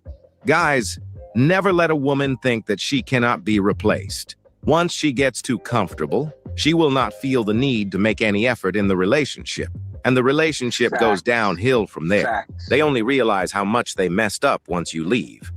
This woman is still indirectly reflecting on all the mistakes she made that led to her divorce.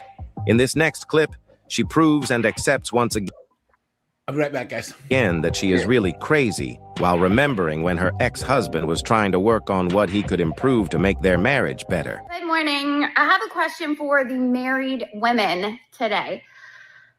So I just want to know if I'm crazy, which I am, but how would you respond to this?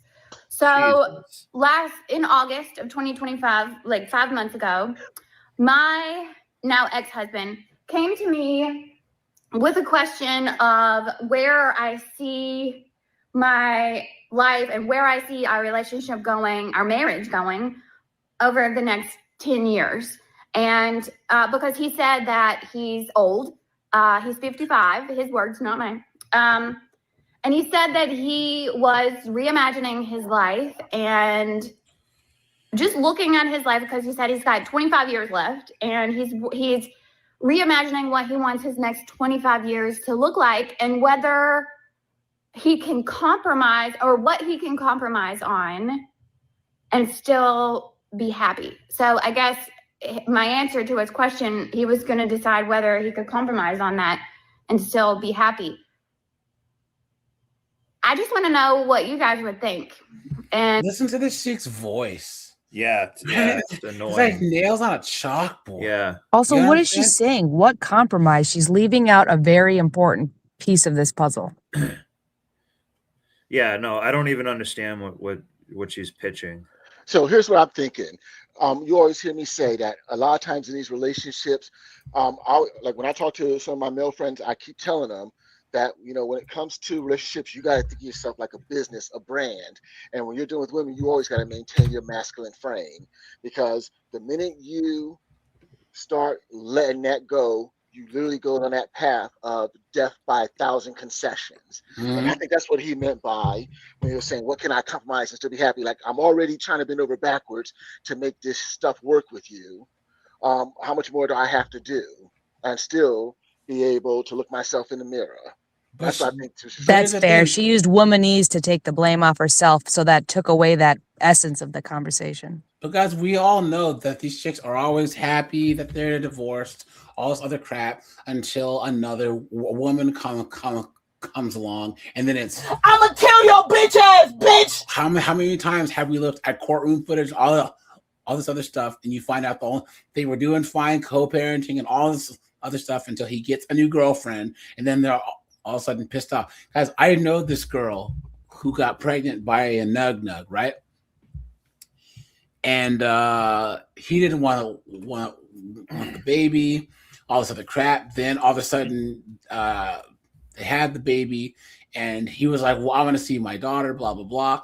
Well, she was like trying to make it work until he went to pick the daughter up with his new girlfriend, and his new girlfriend was a former Dallas Cowboys cheerleader. Oops.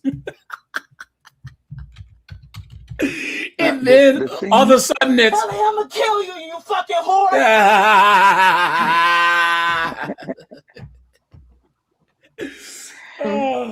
What you would The say thing of it to is, him? I think most guys make the mistake of thinking that if they give a woman comfort and the guarantee of commitment, that it'll make them more attractive. It'll turn her on more.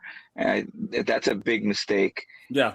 Most women, unless they're like really mature and understanding of things, most women need the ingredient of anxiety. Okay. Yeah. Now I'm not telling any young man watching to go, mentally manipulate or nothing, but like a woman literally needs the anxiety of being replaced by another woman in order to keep her libido for that man. But that's why chicks fight over guys who cheat too, because they want to win out over the other woman. They want to have what another woman wants. A lot of guys, we know women who've been fist fighting over a dude. They keep staying with this guy because ultimately they want to be standing up over all these other chicks' bodies, raising the flag like on Iwo Jima with Nug. It doesn't make any sense, Come on, man. And on the flip side, the comfort of commitment dries her up like the Sahara Desert. Yeah, that's true. Your husband, if he came to you saying those things, because for me, it turned into a huge deal. It was super heavy. To me, it was him, like he's wondering if he can compromise his life by staying with me for the next 25 years. It was difficult, and it turned into a really big thing. And we don't fight or argue. It turned into like a text battle. And now here we are 5-6 months later going through a divorce. So I guess you couldn't compromise. Just let me know what you would think. Like, what would you, as a woman, as a wife, what would you think if your husband came to you and asked that her voice question? is so annoying. Can I answer this question? When you hear this woman, as a wife, what would I think if my husband came to me and said what her husband said to her? Is that I've done something very, very wrong. And he's thinking that he's had to compromise this entire time to be with me. So I haven't been compromising correctly with him. And I would feel so guilty, and I would see what it was I was supposed to do to fix that so that we were both winning. But also, sweet auntie, that's also when a man does that, it's also him kind of being at his last wish to where he's now reaching out to you and trying to say, look, I want to make this work. And if it got that far, that's so sad. Exactly. And that's because I know that's how I know what I told you guys with the chick that I broke with last year. I had to tell her, you know, it's done. I'm done because being with you is insufferable. And so I'm telling you right now, she said a key. She said, I. And that's what she meant. This is all about her. And I'm telling you right now, I talk about being prescriptive when I say women I avoid. I have my laundry list of things characteristics, patterns that when I start seeing them, I go the other way. Because I'm telling you right now, men, peace of mind is priceless. And like I said, what one of my clients once said, you'll have a nest egg or a goose egg, depending on which chick you end up with. Nest egg or goose egg. And too often we choose the wrong chick because of that Guac 3000. We try to find reasons to stay with people. And I flipped it. I now look for reasons to kick you to the curb. And you got to get. That's what women do. Yeah, and all the time. And so that's why I said, with me, there's levels. I always say there's levels to this game. Well, guess what? There's levels with me. You start off recreational use only, and then you might get promoted to side chick. Then you might get promoted to side chick with benefits before we even get to potential main chick. Yeah. Talk, pay attention to her body language. You can clearly see that she is switching from 0 to 100 pretty fast. That is very alarming. That is why even her ex-husband's attempt to improve their relationship turned into a big fight out of nowhere, as she explained in this clip. And that is pretty much how this whole marriage was. Her ex-husband endured a lot, and she even described herself as crazy. But on top of all of that, this woman still wants to have all the benefits of being married without actually being married. Of course she does, right, guys? But it also shows. But hold on. This is the thing about alimony and all this other stuff. Guys, you're paying alimony and all this. That's absolutely absurd. She's 10 fingers, 10 toes, 2 arms, two legs, and you're paying for punani that you're not even using anymore. And guys, what's worse is palimony and all this other stuff where you don't even need to be married to have to pay. And in Canada, guys, they're doing that more and more and more. If you live with a chick for X amount of years, you have to pay her after she leaves. Absolutely insane. That's Canada for you guys. That's why Canada and Cook start with the same letter. Hey guys, I have to bounce. It was lovely as always. Talk to you soon. Friend. Take it easy. Take care. You were saying? Guys, anyone who wants to come on up, guys, hit the StreamYard. Well, first, you guys heard me say this before. Stop playing a game when you don't know the rules to it. You need to know for your state what's the palimony laws are, what the divorce laws. You need what constitutes cohabitation. You need to know all these rules. But also, when you're dealing with these yeah. Run for the chopper. Get to the chopper. Sure. My choice was to be a stay-at-home mom, and now I have to be okay with my husband getting 50% custody of my kids, our kids, and then I also have to be okay. She said like the first time she met my kids. Yeah. They are most likely going to be taken care of by a nanny or a babysitter. Do you guys see that she's pissed that the husband got what he should get automatically, and that's 50-50 custody? Yep. And see how pissed off she is? And this is proof once again. This feminism is not about equality. They want preferential treatment. Guys, put a 1 if you agree. Put a 1 if you agree. Look at that. Christopher says that he's in Canada. Common law marriage is same as regular. Yeah, guys. Any of you Canadians, guys, Sunday night at 9 p.m. Eastern Standard Time, guys, we're going to talk about how cooked Canada is. So I think Canadian Spider-Man is going to be on, and Anonymous will probably be there. So any of you Canadians, man, try and make it on the panel, okay? So instead of me getting to spend that time with my children, because I don't work and I'm home I have to be okay with them spending time with a nanny. And I get it. He works, so he's going to need some kind of help. But like, why can't I spend that extra time with my kids?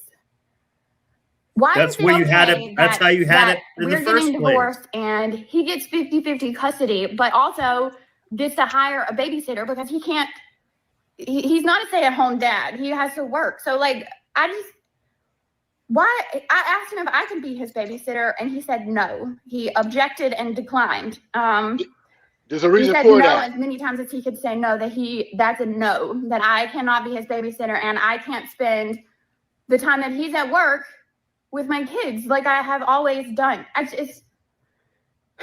Why is this okay? Like, why? So all of a sudden, you've never been able to pick our kids up from school. You've never been able to be home until 6:30 p.m., which I get maybe he didn't want to come home. Guys, we hit 200 likes, guys. Hey, I appreciate that, guys. Thank you so much. We are on a roll, guys. We are on a roll. Mystic Marks, how you doing, man? Good to see you, as usual. Because I was here. But also, real quick, that impacts child support. We know she's getting child support. Yep. We know she's getting that. And the less time you as the primary wage earner, which typically is men, the less time you have with your children and the more time she has, the bigger she gets cashed out. So yeah, it's probably cheaper for him to have the babysitter. And at least at some point in time, she'll go away. That child support payment will only go up. Absolute fact. And he's going to pipe down that babysitter probably. He's going to end up like Arnold and that ugly broad. You know what I'm saying? Yeah. Oh, yeah. She was a mongoloid. That's why I was a stay-at-home mom, because he worked and I could pick them up from school and do everything for them until he got home from work. But now, we're getting divorced and I have to be okay with losing. I lost my husband. I lost my family. You gave it up, you moron. You divorced him. So you guys still not work? You guys see, guys, the heroes or the victims or both. 99% of the times they're volunteers, guys. Look at that. What a joke. And now I'm losing out on half of my kids' lives, and half of that time they're not even going to be with the other parent. They're going to be with a sitter. How's that okay? It's better than okay? That is not okay. If I'm available, then I believe if he needs a babysitter, that I should be able to spend that time with my kids. Am I wrong about that? Like, they're my kids. They're why his kids too. Get precedence over the mom. That's why I said. This is the same way where when Nug Nug moves in with her, why should Nug Nug be able to see his kids when he's not around, right? Why should single moms be able to bring strange men around a man's children? Why? Guys, the safest place for a woman and children to be is in the house with her husband. One of the most unsafe places for a woman and children to be is in the house with a man who's not her husband or the kid's father. Yeah. What a joke. And did you catch it? A joke. And did you catch it when I said at the beginning when she said my kid, then she quickly said our kid, and I said no. She meant it the first time she said it, my kid. Yeah. And now she's doubling, tripling down. My kids, my kids, my kids. Freudian slip. Yeah. So she's still not working though. Like, is she living off of the man's money still? Probably. I don't know. Because that's her whole argument is like, well, he has to work and I don't have to work. So why can't I have the kids anyway? Like, what's your source of income, lady? Him. Yeah. Yep. Here you go, guys. Let's get back here. Is that okay? Is that only in Florida? Y'all, please help. Ma'am, first of all, you decided to leave your husband of your own free will. Guys, we all remember her strong statement in the previous episode of this story. She clearly said that she wanted to be selfish this year, and that is why she decided to divorce her husband, so that she can put herself first, following all those stupid TikTok's advice. Now she wants the benefits of being a wife without actually being a wife. You just can't make this stuff up. Let's just finish up with some more regret. Today's a bad day. I'm just kind of feeling sad. It comes in waves. This morning, he came to get the kids at 8 to take them to breakfast, and only thing good about this chick is she has some big cans. You know what I'm saying? For her size. I think they're just packed. A pair of titties make you want to stand up and beg for buttermilk. That's the only thing that I can say is positive about well, maybe that's the compromise you wanted. Guys, everyone stop, take a second, and sub to Omni's channel. He's a longtime supporter of the channel, guys. He's a friend of mine. So close to 100. Let's try and get him to 100 subs, guys. But yeah, guys, he goes live. He talks about some cool stuff. Drop this in the chat. Thank you. Guys, make sure to head over there. You know what I'm saying? Yes, anyone who wants to join the Discord, guys, email me, ajrants@gmail.com, guys, and remind me what your name is on YouTube, and I'll let you in the Discord. We had to close the Discord, guys, because we started getting trolls and people spamming stuff, because we have a lot of fun in the Discord. So guys, just email me, so remind me who you are. I'll let you in. So it's wild because I'm jealous that my kids are going to breakfast, because I have wanted to go to breakfast so bad. Wow. Crawl up in a ball and go back to bed. But yesterday on the radio, I listened to Wally on 88.1, and I heard him say there was a boy talking about he was depressed, and he was asking for advice on what to do. And somebody gave him the advice they said that their therapist told them to do the opposite of what they wanted to do. So today I wanted to go back. Guys, everyone in the chat, guys, what do you think she thinks she just said? What? Eat, pray, hate? I don't know. The opposite. Guys, this has to be Zoloft. It has to be, guys. It has to be. There's no explanation for this other than SSRIs, man. You know what I'm saying? This chick is an absolute mess. Sai Guzman says that's exactly what Kevin Samuel said. Kids are safest with their father. Some criminals target single moms to have access to an SA. Kids. Facts. Yep, the shoe. Thanks for the $5, my friend. That's absolute facts, man. Absolute facts. Oh yeah, absolutely. And I want my medication, and I want my croutons, please. Sweet auntie, thanks for handing out some memberships. I really appreciate that. Thanks for supporting the channel as usual, my friend. Thank you so much. And crawl up in a ball and be depressed and sad. But I didn't. I got up, I took a shower, I just went to wash my car. I went and sat in the church parking lot. I was going to go to church, but I cried.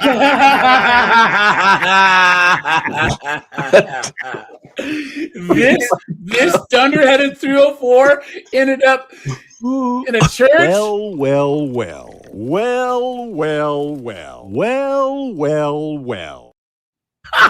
I shouldn't even go in. Look at that. What a dunderhead, guys.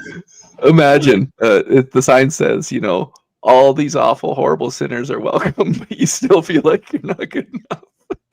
And she's just sitting there in her car in the parking lot. No, I think I'm just emotional. Why don't you understand that? Yeah. Sounds like she's really at a crossroad. Oh!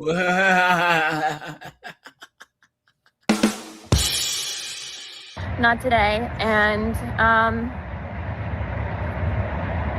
I'm feeling better that I got up.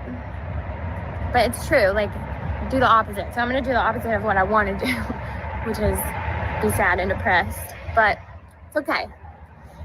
It's a good day. Happy Sunday. Have a great day, guys. Bye. This woman is really a case study of the types of women you should avoid at all costs.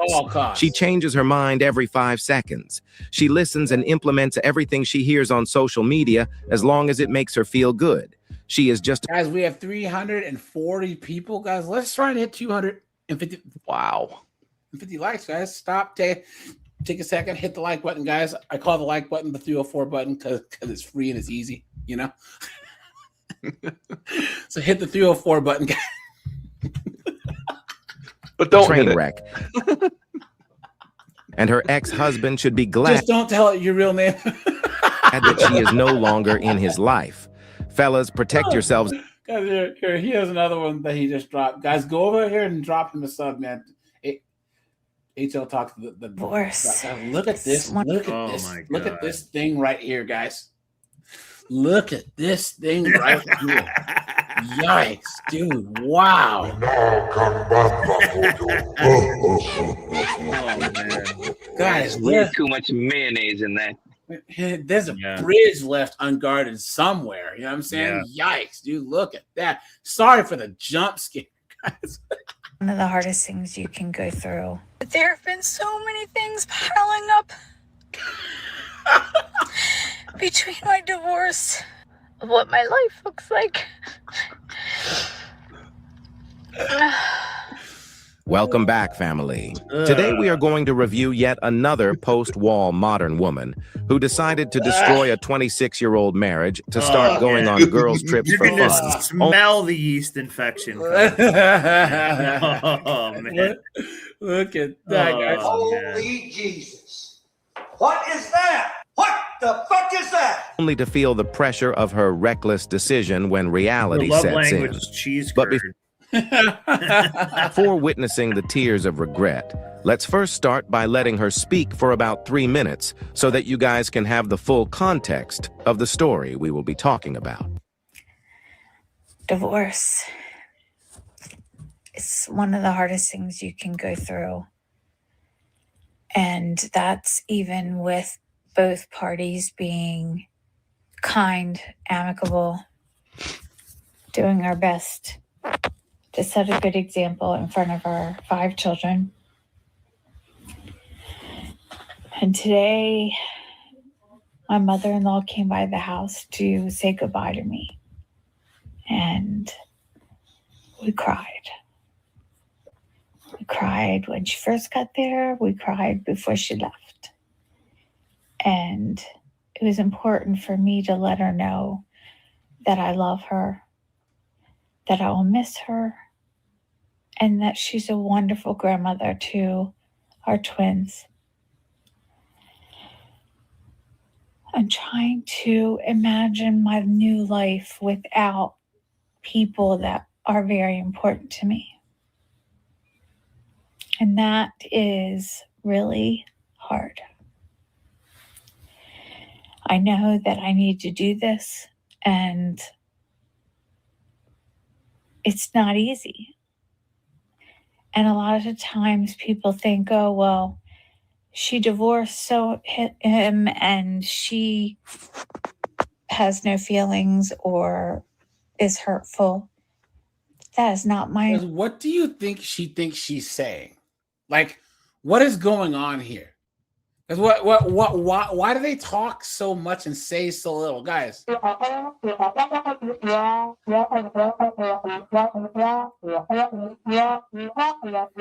Come on, man. What is going on? That's why her husband left her ass. At all. Feel the vibe. It wasn't easy. It says she looks like Christopher Walken if you squint your eyes. That's That's so true. That's so true. And I am blessed that I was able to be with my ex's family. And his dad is passing. He's in a lot of pain. I believe he's going home on hospice today. So that doesn't make things any easier. He's been running back and forth after work, visiting his dad in the hospital. So I just wanted to stop by because it's been a while. Please. Bladder infection. I can't. But I am trying to get my strength back up. So yeah, she had a bladder infection from freaking letting Nug shoot up the club. She raw dog by freaking Nug. I told her she had a yeast infection. Ugh, gross. I'm doing my best, guys, and I know you probably are out there too. And I always want us to find something that we're grateful for. And I am grateful. We're grateful you put this foolishness on the internet for us to laugh at, right? Right, guys? I was able to know the people that are related to my ex because my life would be different without them. All right, signing off. Stay kind. We can clearly see that her husband is a good man because he is still worrying about her and he is still making sure she is fine even though she is divorcing him. And she is divorcing him when he is stressed about losing his dad.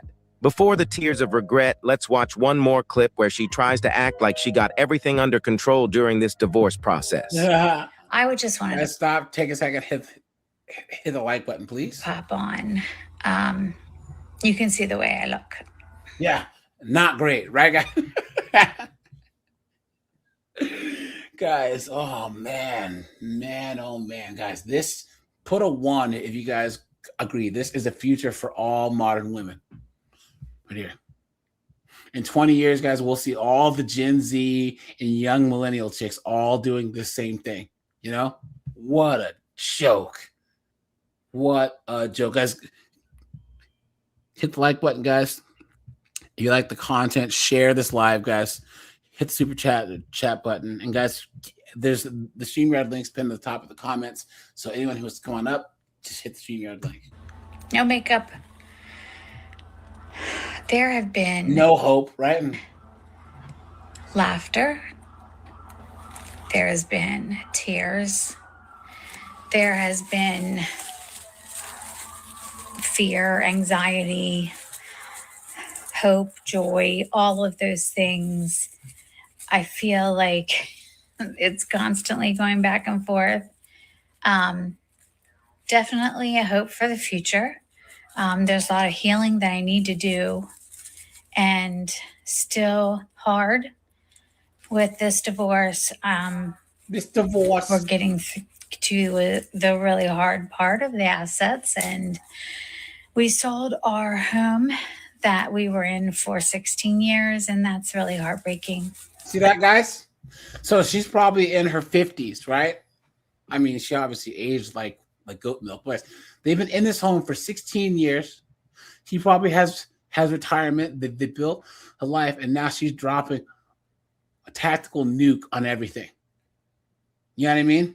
Trying to split assets, and these lawyers are getting paid the entire time. Moron. But there's good memories there, and there's also bad memories there.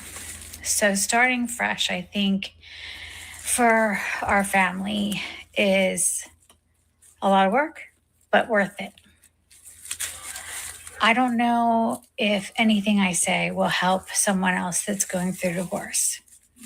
I just share what's on my mind, but I am grateful for any comments of encouragement, guidance, advice, really just uplifting words are helpful. The biggest thing I take away from this is that all of us are going to learn our lessons that we need to learn. And this is a painful separation. But I will get there. Yeah, right. Our winter has been wonderful. It's been like high 70s or whatever. Guys. Get it to you guys later. Be kind. These modern women will find just about any reason to justify the fact that they had no choice but to divorce their husbands. Did this woman just said that the only way she can become the woman she hopes to be is to get a divorce? You just can't make this stuff up. And what does she mean by saying that she doesn't really want the divorce, but she needs the divorce? Isn't that crazy? Guys, do not be fooled by this woman. The real reason she is divorcing her husband is to go back in these streets to live recklessly. And the proof is that after she filed for divorce, she went on a girl trip with her friends to relieve some stress. Yeah, Check. well, yeah, we all know what that means, guys. Letting the tennis instructor, the massage therapist, the tour guide, Get out. Hi, guys. It's been a minute since I was able to chat with you, and I just wanted to fill you in on things going on. In less than 48 hours, I will be on a plane to Fort Lauderdale. I am going on a cruise with my friend, and we can't wait to just get away and get some stress relief and have a lot of fun. So that's what I'll be doing. And then when I get back, I got to continue packing up my house because we're selling and I'm moving to Florida and I can't wait. 26 years of marriage with 5 kids, but still, she is choosing to throw all of that away for some casual fun. Well, it didn't take long for this woman to start feeling the consequences of her reckless actions. Here we go. But credit to this woman, because you will realize that she is still taking care of her dad, even though she is complaining about it. And stay tuned until the end of the clip to hear the point I want to make about this particular situation. But there have been so many things piling up between my divorce, getting unpacked, which is almost impossible. I still can't understand. Guys, in the chat, speculate. Give me 2 sentences, guys. What did she think was out here for her, being in her 50s or early 60s? What do women honestly think is out there for them, dating or otherwise? How many times have we seen even celebrity chicks that are actually decent looking for their age? I'm invisible now. And this chick's a 2 at best. So she's really cooked. What is going on here? You know what I mean? Well, that's the delusion, their inner delusion that they're, you know, they have, you guys know what body dysmorphia disorder is? Yeah. That's like what they have. So when they look in the mirror, they see themselves as actually more beautiful than they are in reality. It's I just think delusion, that might be something. guys. Yeah. Because we've heard all these chicks in their 50s, 60s, 70s saying the same thing about using the same talking points as a chick who's 20. Guys, how many times have we heard chicks say that they want to wait, that these 55-year-old chicks saying that they want to wait until marriage to have sex again? Please. You've been had. You've been took. You've been hoodwinked. Bamboozled. Led astray. Run amok. Guys, let's try and hit 250 likes. Guys, we have 405 people in here. Guys, let's go. Let's go, guys. Thanks for that, guys. I appreciate that. Guys. Everyone stop, take a second, hit that like button, guys. It really helps. Care of my dad. Trying to work around my disabilities. Do you have parents with dementia? So, guys, she's disabled. She's a dunderhead, and she left her husband. What was she thinking? Why? You understand and you get it. Whether they live with you or whether they visit you or you visit them, you understand what I'm talking about. So I'm in my Jeep because I needed a minute and I didn't feel like there was anywhere that I could talk freely without him hearing me. And I know that he would know I was talking about him.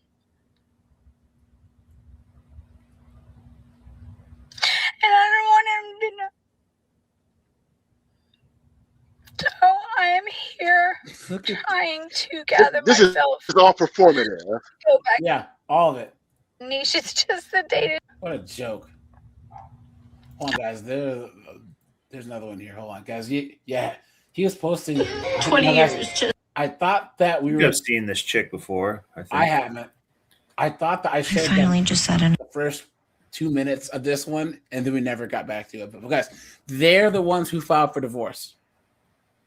They're the ones who put themselves in this situation. They're the ones who are out here struggling. They're the ones who get mad when their husband moves on. They're the ones, guys, that we have to make sure to point and laugh at because they're stupid, guys. They're absolutely dumb. Thomas Blaine, your camera's on still. If you want me to bring you up with your camera on, do a thumbs up. But I'll bring you up. If you're okay with your camera being on, do a thumbs up, pal. All right, well, okay. All right, then here you are. Thomas, how you doing, man? Great. How's it going, AJ? Good, man. Good. We're talking about these chicks who get divorced in their 50s and 60s for no reason, and they always regret it. They cry and moan, right? They either regret it, and then the only reason why they admit it is for some type of validation online. But a lot of them double down and go, I'm so happy, blah, blah, blah. It's like, no, you're not. We look at the stats, guys. When we first started this live, it said that women who divorce, their income goes down 40% in the first year of their divorce, and their lifestyle, their standard of living goes down 45%. Men, it's 21%. So it's why? 75% of American homes, the husband's the breadwinner. So they're old. They're already aging. A women's elder care costs more, right? They're going to leave their husband, who they have a whole history with, and live a worse life. Make that make sense. How? And it's boomer chicks, it's Generation X, and guys, old and millennials now are leading the charge. They're leading the charge. You're going to start seeing men who are 40, 41, 42 getting cooked in divorce court en masse. Iron Kettle says $10 is the glory of America and the vision of Kevin Sampson. Yeah, guys, facts. Yep. Thanks, man. I appreciate the $10, man. You are scaring the hoes. So, Thomas, what do you have on the topic, man? Well, what I got is this. I think that a lot of people, once you get into a situation where you're really unhappy, let's say you're in a marriage, these women were in a marriage where they were unhappy. The one you just had, for example, she was unhappy for whatever reason, and she needed counseling. Like, I'm a Christian, but I'm also educated in psychology. And so both of those inform us in a similar way that, you know, the thing that's best for you, unless there's something really horrible, which it didn't. I mean, if your life's in danger, you do have to get divorced. But most of them are not like that, AJ. So she wasn't like that. Yes, I believe she was. Here's the thing. I'll stop you here and then I'll let you go. Where in the Bible does it talk about happiness in marriage? In Ecclesiastes. Where? What does it say? In Ecclesiastes, it says, all the days of your life while you're with your, while you're here on earth, enjoy, your spouse, really enjoy the marriage, it's even indicating, it's subtly implying sex, enjoy the sex, enjoy the relationship. That's in the book of Ecclesiastes. And also a book close by to it is the Song of Solomon. You ought to read the Song of Solomon. There's a lot of stuff. I mean, it talks about deep kissing, your spouse. There's honey under your tongue. It says things like that. So I would say the two books in the Bible that talk most about really having a loving, delicious marriage would be Ecclesiastes and Song of Solomon. But my point is that the Bible, do you remember that when it comes to biblical marriage, what's the woman's role? Well, the woman's role is a helpmate. Thank you very much. That's number one before anything else, right? Do you think that the modern women who are using no-fault divorce and leaving marriages en masse have any sense of that concept at all? I can't speak for that specific group, but I know a lot of women, and a lot of the women I know, when I just see them in a situation like, coming over, going out with them somewhere, I just see them. It's almost like they're programmed to start helping to start helping their man. And so if you hang out in like a lot of Christian circles though.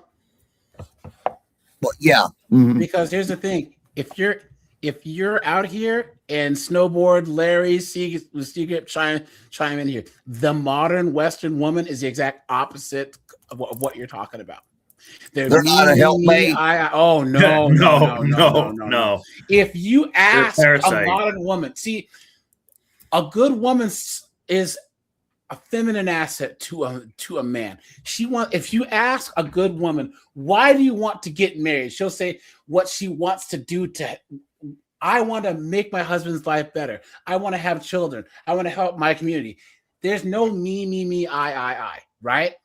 Now, guys, do we ever hear modern women talk about anything that they're going to bring to a man? If you ask them what they bring to the table, right? Guys, what do we always hear, right? What do we always hear? How dare you? You know what I mean? See, back in the day, my grandparents, parents, we had traditional gender roles and there was expectations of what a husband and a wife was. But now with feminism and all this modern thinking, where people think that men can be women, women can be men, these chicks are all strong and independent, right? Now men are asking, men have evolved as a response to women. We're saying, what am I going to get out of doing the traditional male role of having to die for my wife? What is my wife going to do? And these women aren't willing to do anything.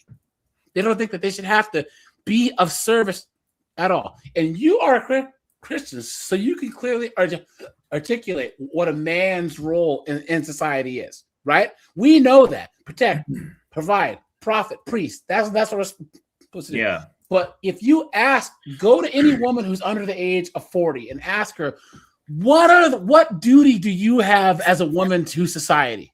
And they can't tell you anything. Right. But AJ, I hear you and I know that's going away.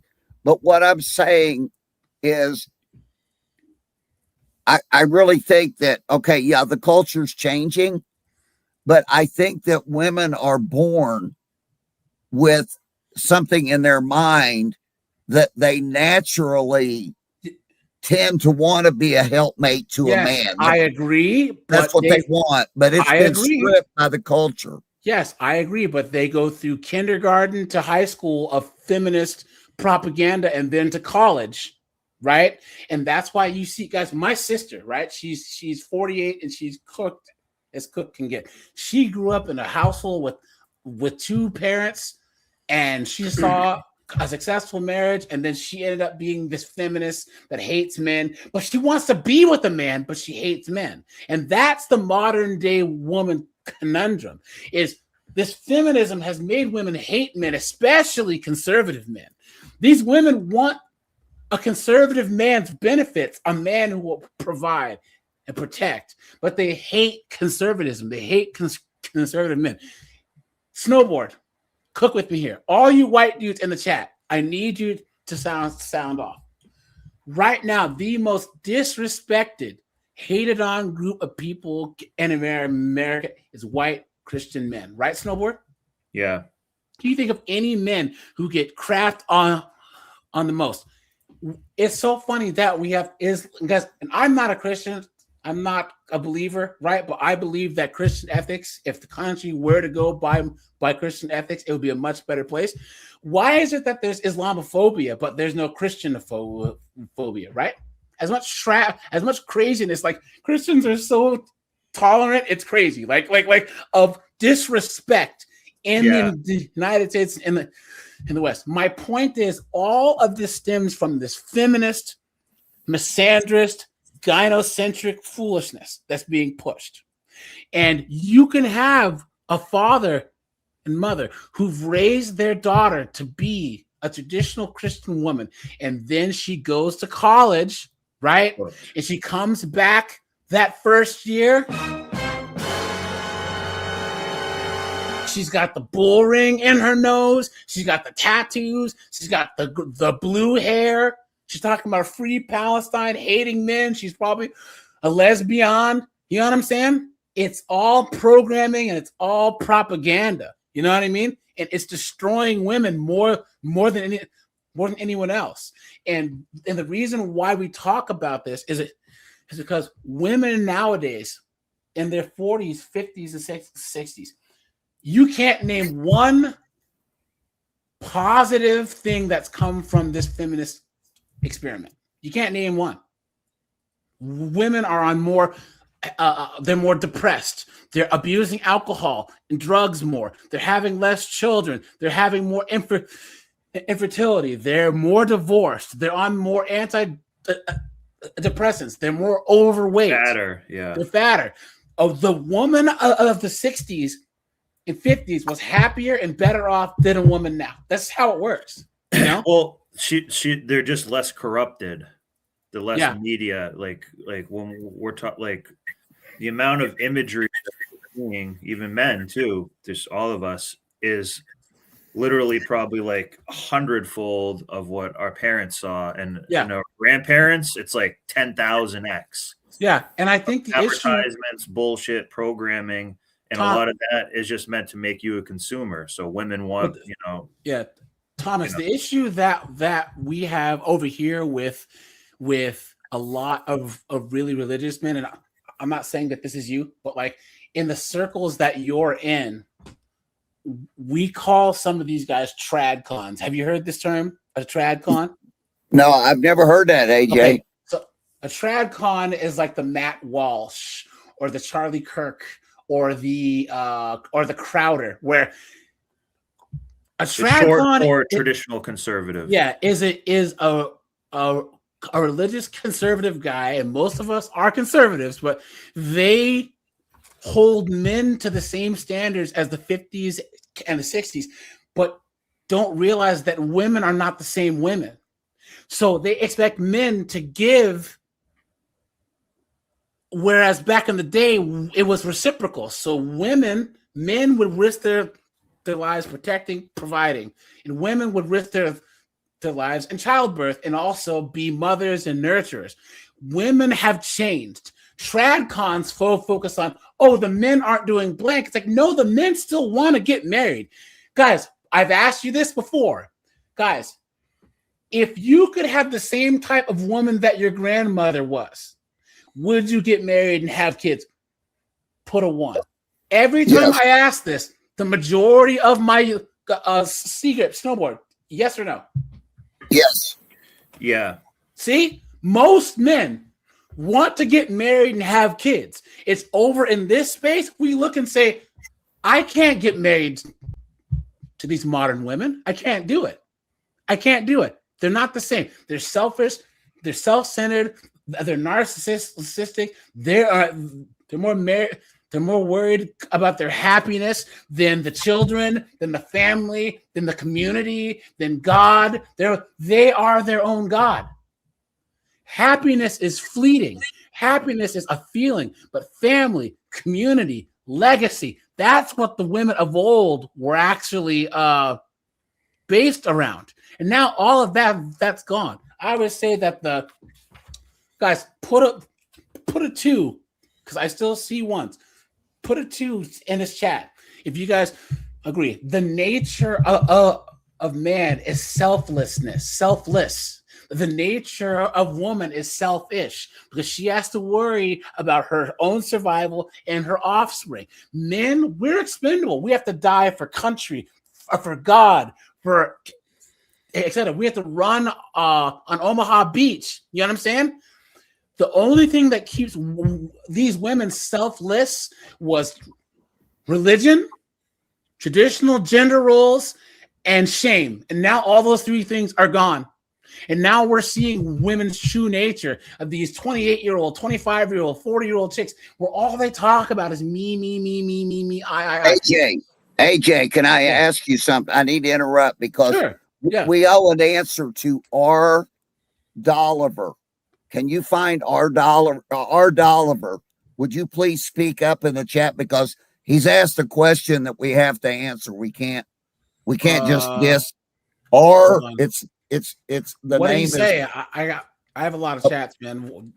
Okay. What was it? R. Dolliver is challenging me on where in Ecclesiastes and the Song of Solomon it says to, love your wife and enjoy the marital bliss, the marital bliss with your life, with your wife. Did you see where all our Dolliver's? Yeah, I see Deuteronomy says bring happiness. No, but he wants to know in Ecclesiastes, and so I brought up the verse. Oh, okay. So it's chapter 9. If R. Dolliver's still on here, chapter 9, and he says, "Go and eat your food with gladness, drink your wine with a joyful heart. God's already approved what you do. Always be clothed in white, and anoint your head with oil." Listen to this. Enjoy, R. Dolliver.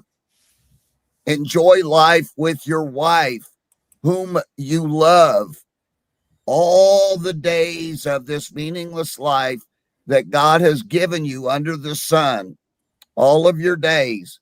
For this is your lot in life and in your toilsome labor under the sun. Okay? In other words, life is hard. You have to work all your life, but some of the sweetness that you get back is the sweetness of love. This is Ecclesiastes chapter 9. It starts at verse 7.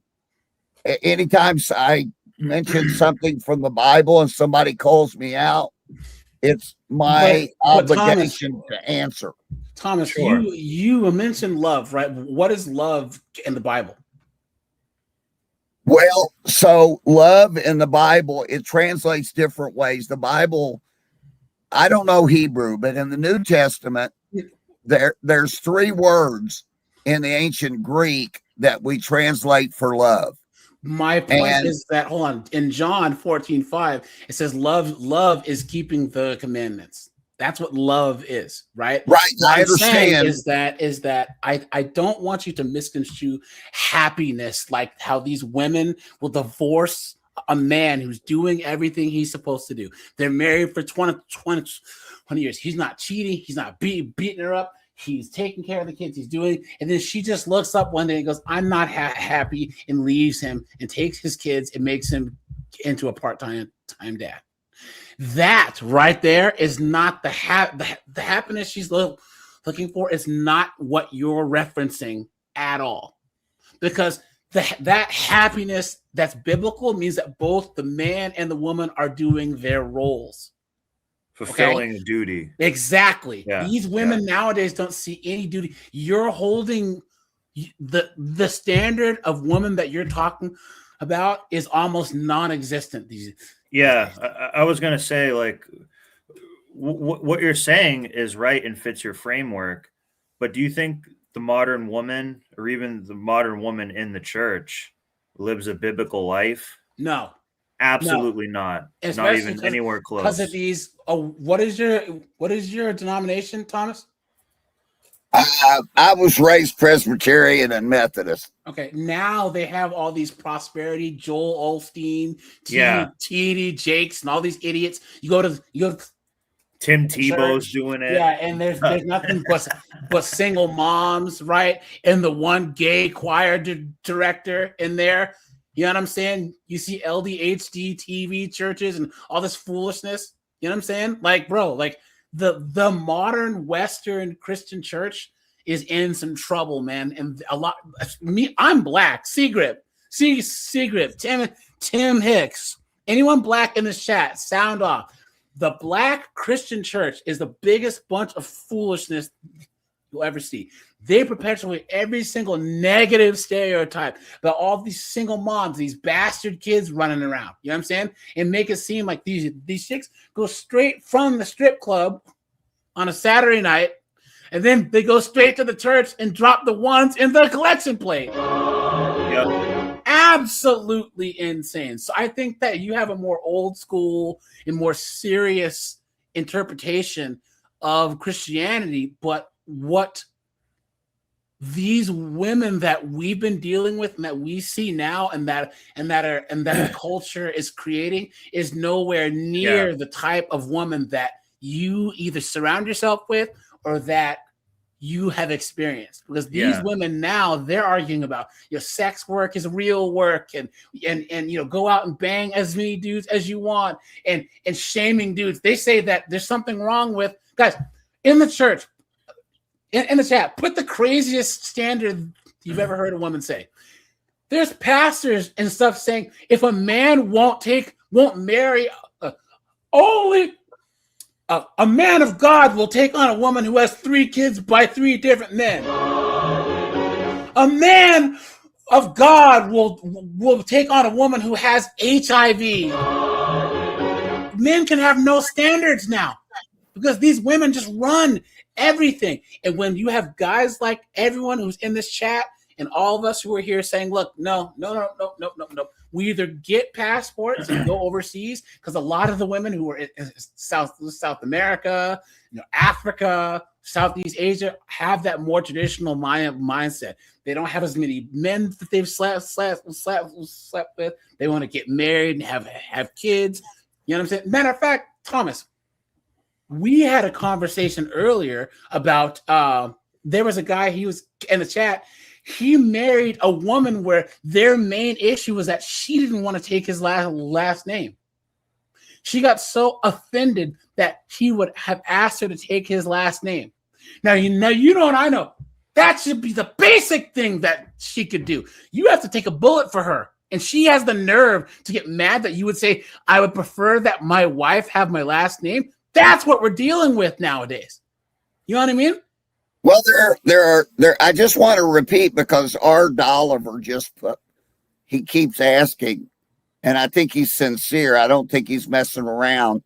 But you know, I'm trying to tell him, R. Dolliver, if you want to know, go to Ecclesiastes chapter 9 and start at verse 7 and go down to verse 9. Enjoy life with your wife, whom you love all the days of this life that God has given you under the sun, because this is your lot in life, your work. Yes, but and so your reward, it's very clear. God is saying, you know, it's a hard life. Like even I think AJ said you would take a bullet for. Okay, yes, you're doing this. Your reward, part of your reward, have a loving wife. So I'm not going to answer the same question. But that's not happening. It's not the reality. That's not the reality. Women expect us to pack mule it. They want men to give and give and give and give and give and give and give. And this is why I always say, guys, what's the most dangerous question that men have ever asked? Is what are we getting out of this? See, Thomas, your generation, the generation before you, they didn't have to ask what they were getting out of working the dangerous jobs and fighting the wars and dying for women and children, because there was reciprocity. Now, us men, we look around and we're like, what am I getting out of this? And these women cannot articulate what we're getting out of it. And that's why you see men are walking away. Men are not engaging. Gen Z, they're not dating. They're not getting married. They're not dating. They're leaving these women alone because there's nothing in it for them. Nothing. And no amount of like biblical duty or anything can tell these young guys to just give and give and give. Well, these women just take and take and take. Someone needs to hold these women accountable. And unfortunately, tradcons, not saying you are one, only focus on holding men accountable when men are already doing what we're supposed to do. Women walked away from the table first. Men were okay with seeing a woman, meeting her, going to her father and just saying, I would like to court your daughter. And then you guys go to the malt shop, you know what I'm saying? Put on some records or dance. And then you guys get married, you know, have some kids, move on down the line, right? We were fine with that. But then these feminists had decided that was patriarchy. You know what I'm saying? Yeah. Yes. If women are creating most of the divorces and divorce rate being so high, what does that vow in front of God mean to them? Nothing.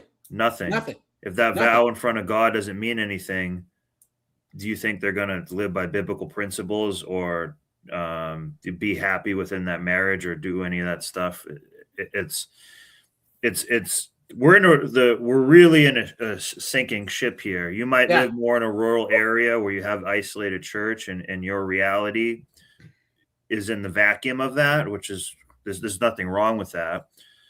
But for a lot of modern people, these women are godless, soulless. They don't demonic. Yeah, they're very, very, very, and some of the corruption is not really quite all their fault. It's the culture itself. Yeah. But that's what we're in. So we're like, what you said can still be true, but these people are not minority. living. By the Bible at all. I mean, you look at the black community, Thomas. 40% of all baby deletions are black. Black women are 7% of the population, but are responsible for 40% of the babies who are deleted. I can't say the A word, right? But think about that. It's gotten so bad that us blacks, we've been 13.5% of the population for the last 40 years. Our population hasn't grown. In the blacks, we claim to be the most religious group there is in America. But we haven't grown because the most unsafe place for a black child is in the womb. So these are the same women who are going to church, giving offerings, right? But the moment that they get pregnant from all the premarital sex that they have, they go down to the clinic and, you know what I'm saying? You know what I mean? Yeah, right. It's absolutely, it's just,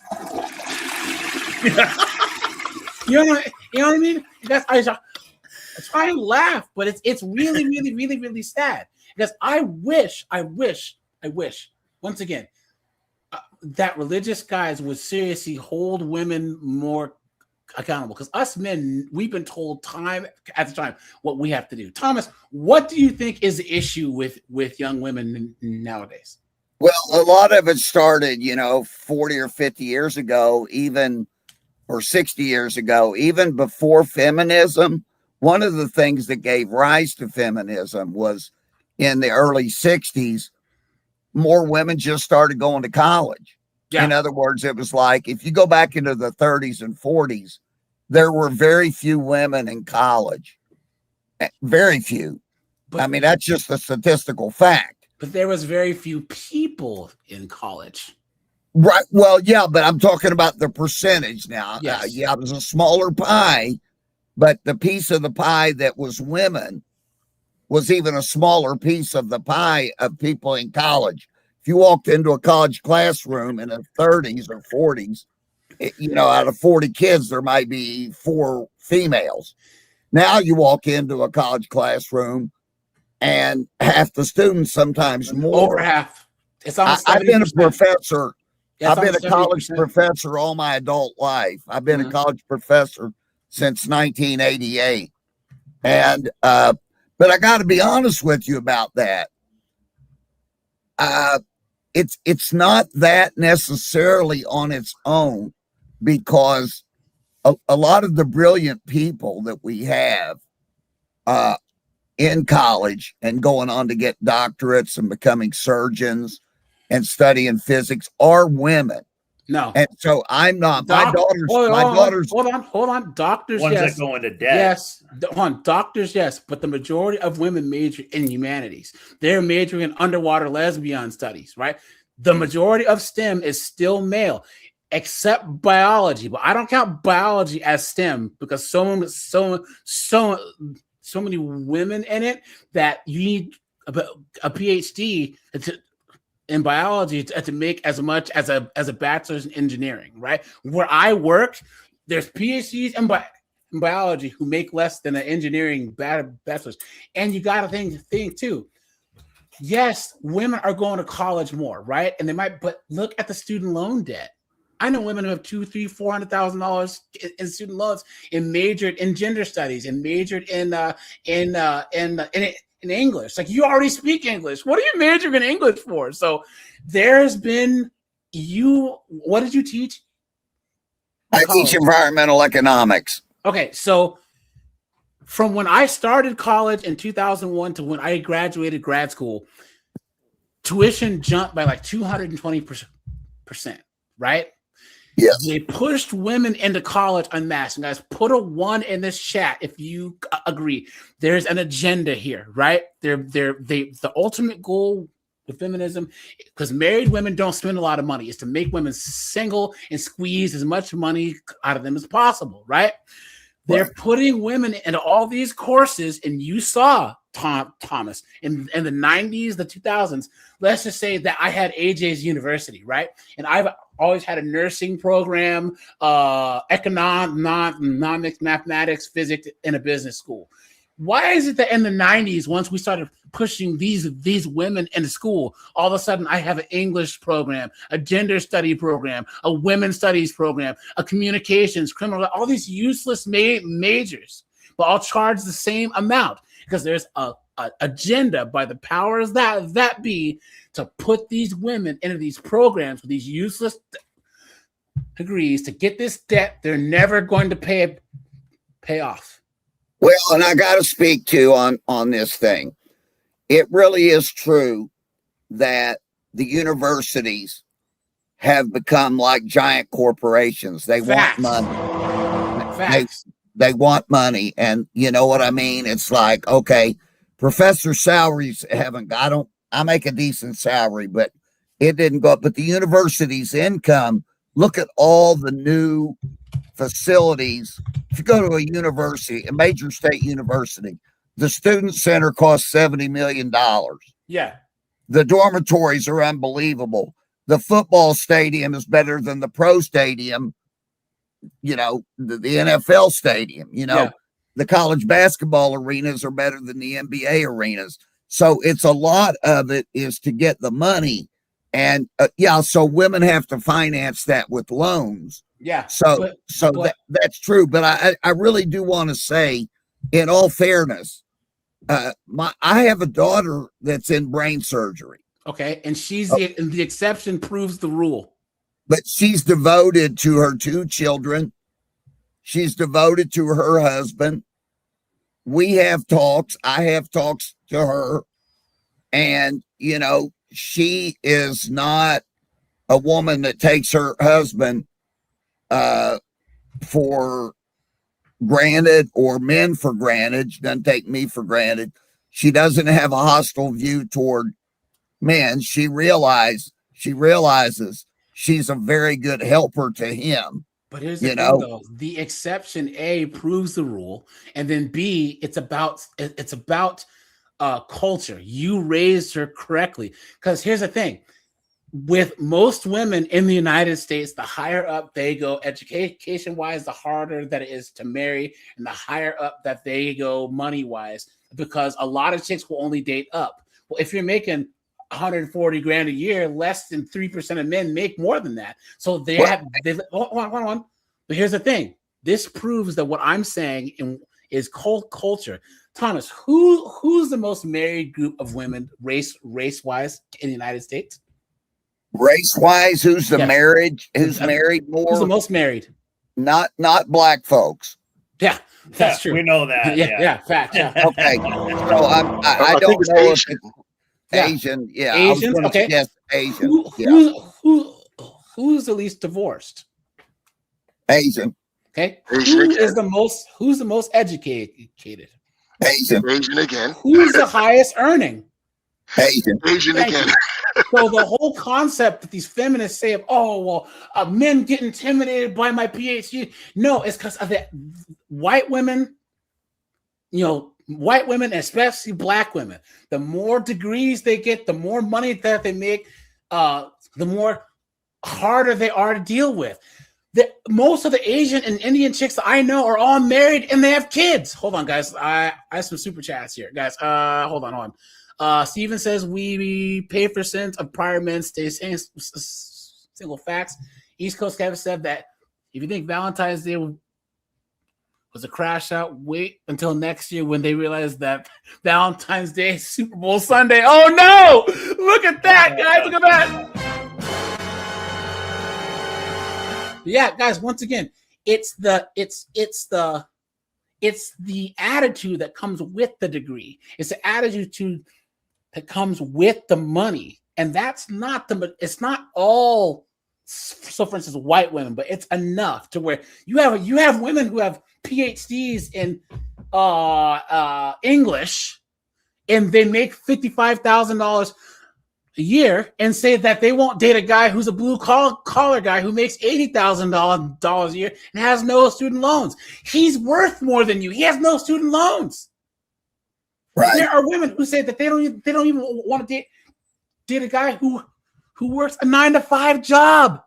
That's where we're at. That's where these women are. This feminism and social media has pumped these women's egos up to where they honestly think that they deserve a 6'2" guy who makes $140,000 a year, who's in shape, he's handsome. That's the top 0.01% guy. And they will not date regular guys. He won't. Hey, AJ, I just wanted to say, my daughter is a brain surgeon. Her husband, he does make more. He's a rocket scientist. And so between the two of them, those outliner ones. Yeah. So your grandkids are gonna cure cancer and send us to Mars. Your grandkids are gonna be freaking geniuses, dude. Let's go. I love them. They're little guys right now. But the thing about it is, what I'm saying is, I've talked to a lot of women about this, and I've just observed women, and I really do think it's truly in a woman's nature. Culture and education could change that, but it's down there in a woman's nature to be helpful to a man, even if a woman is married to a man where she makes more money than he does.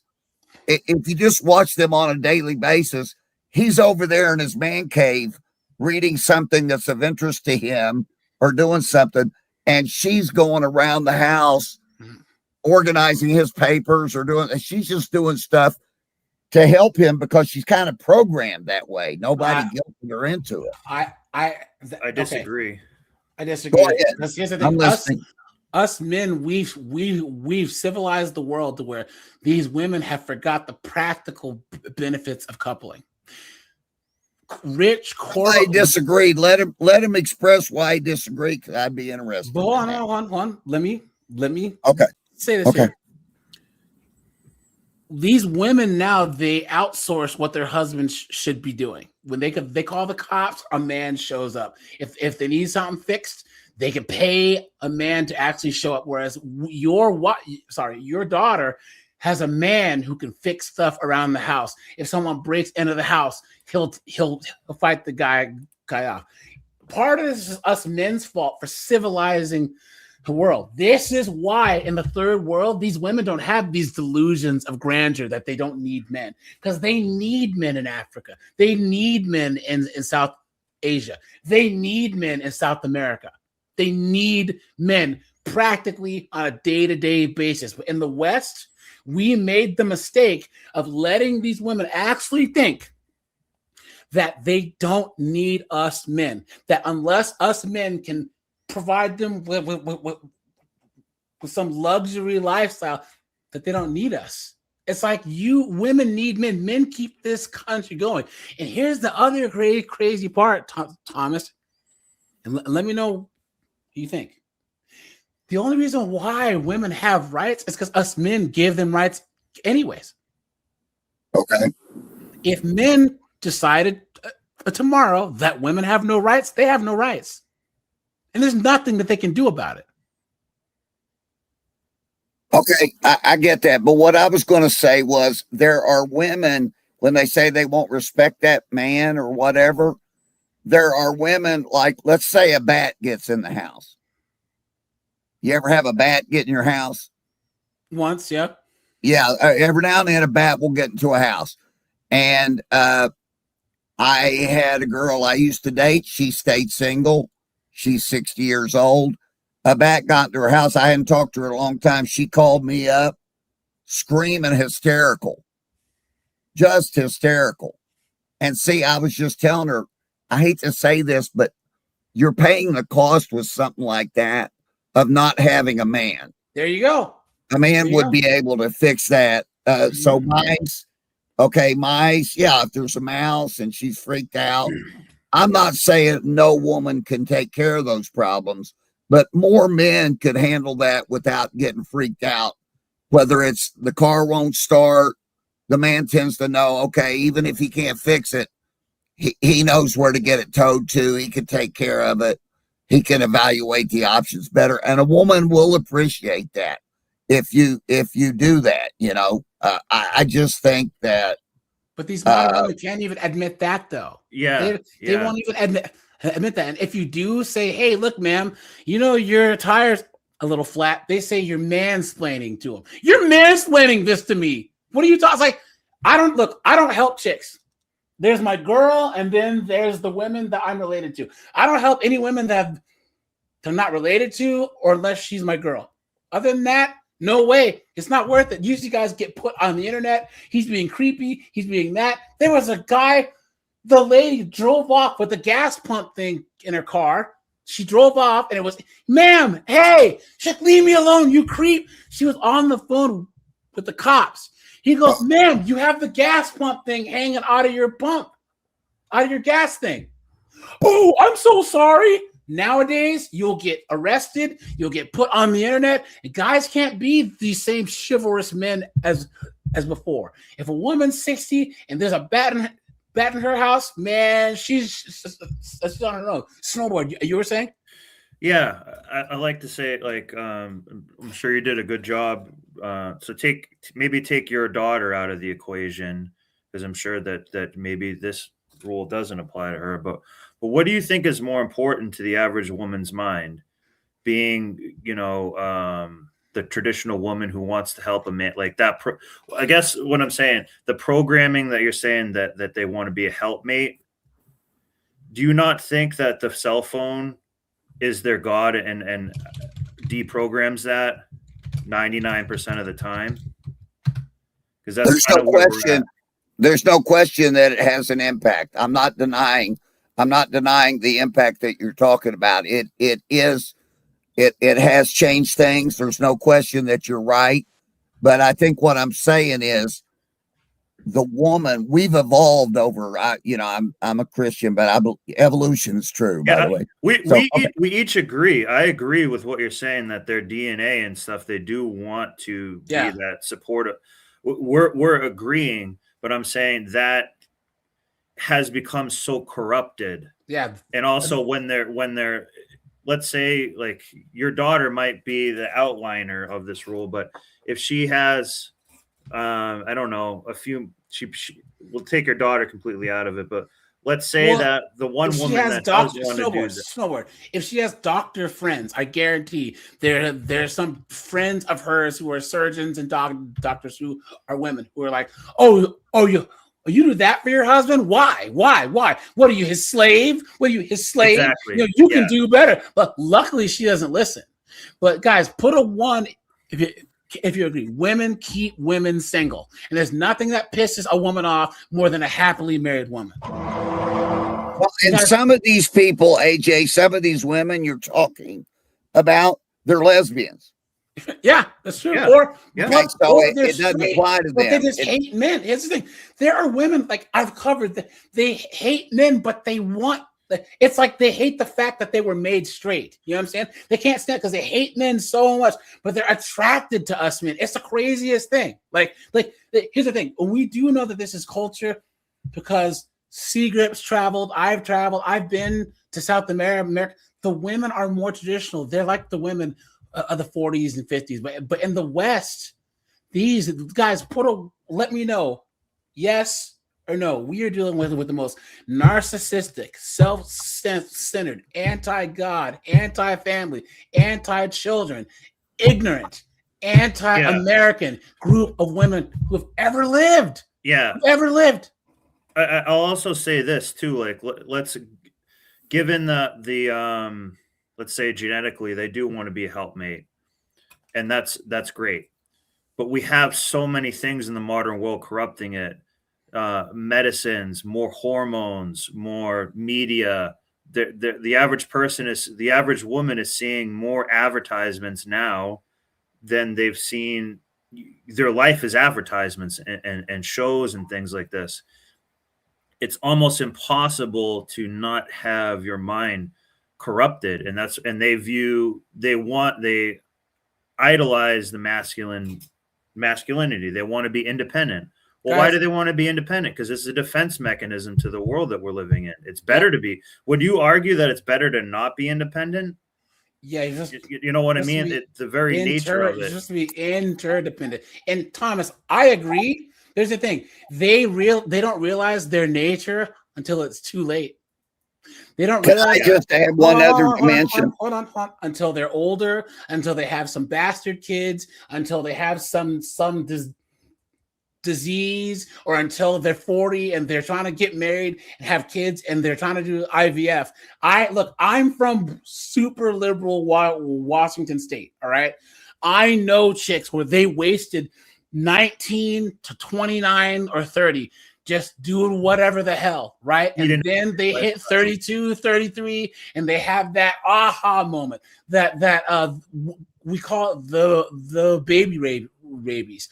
The largest group of single moms are college-educated women ages 31 to 39. That base nature you're talking about kicks in too late.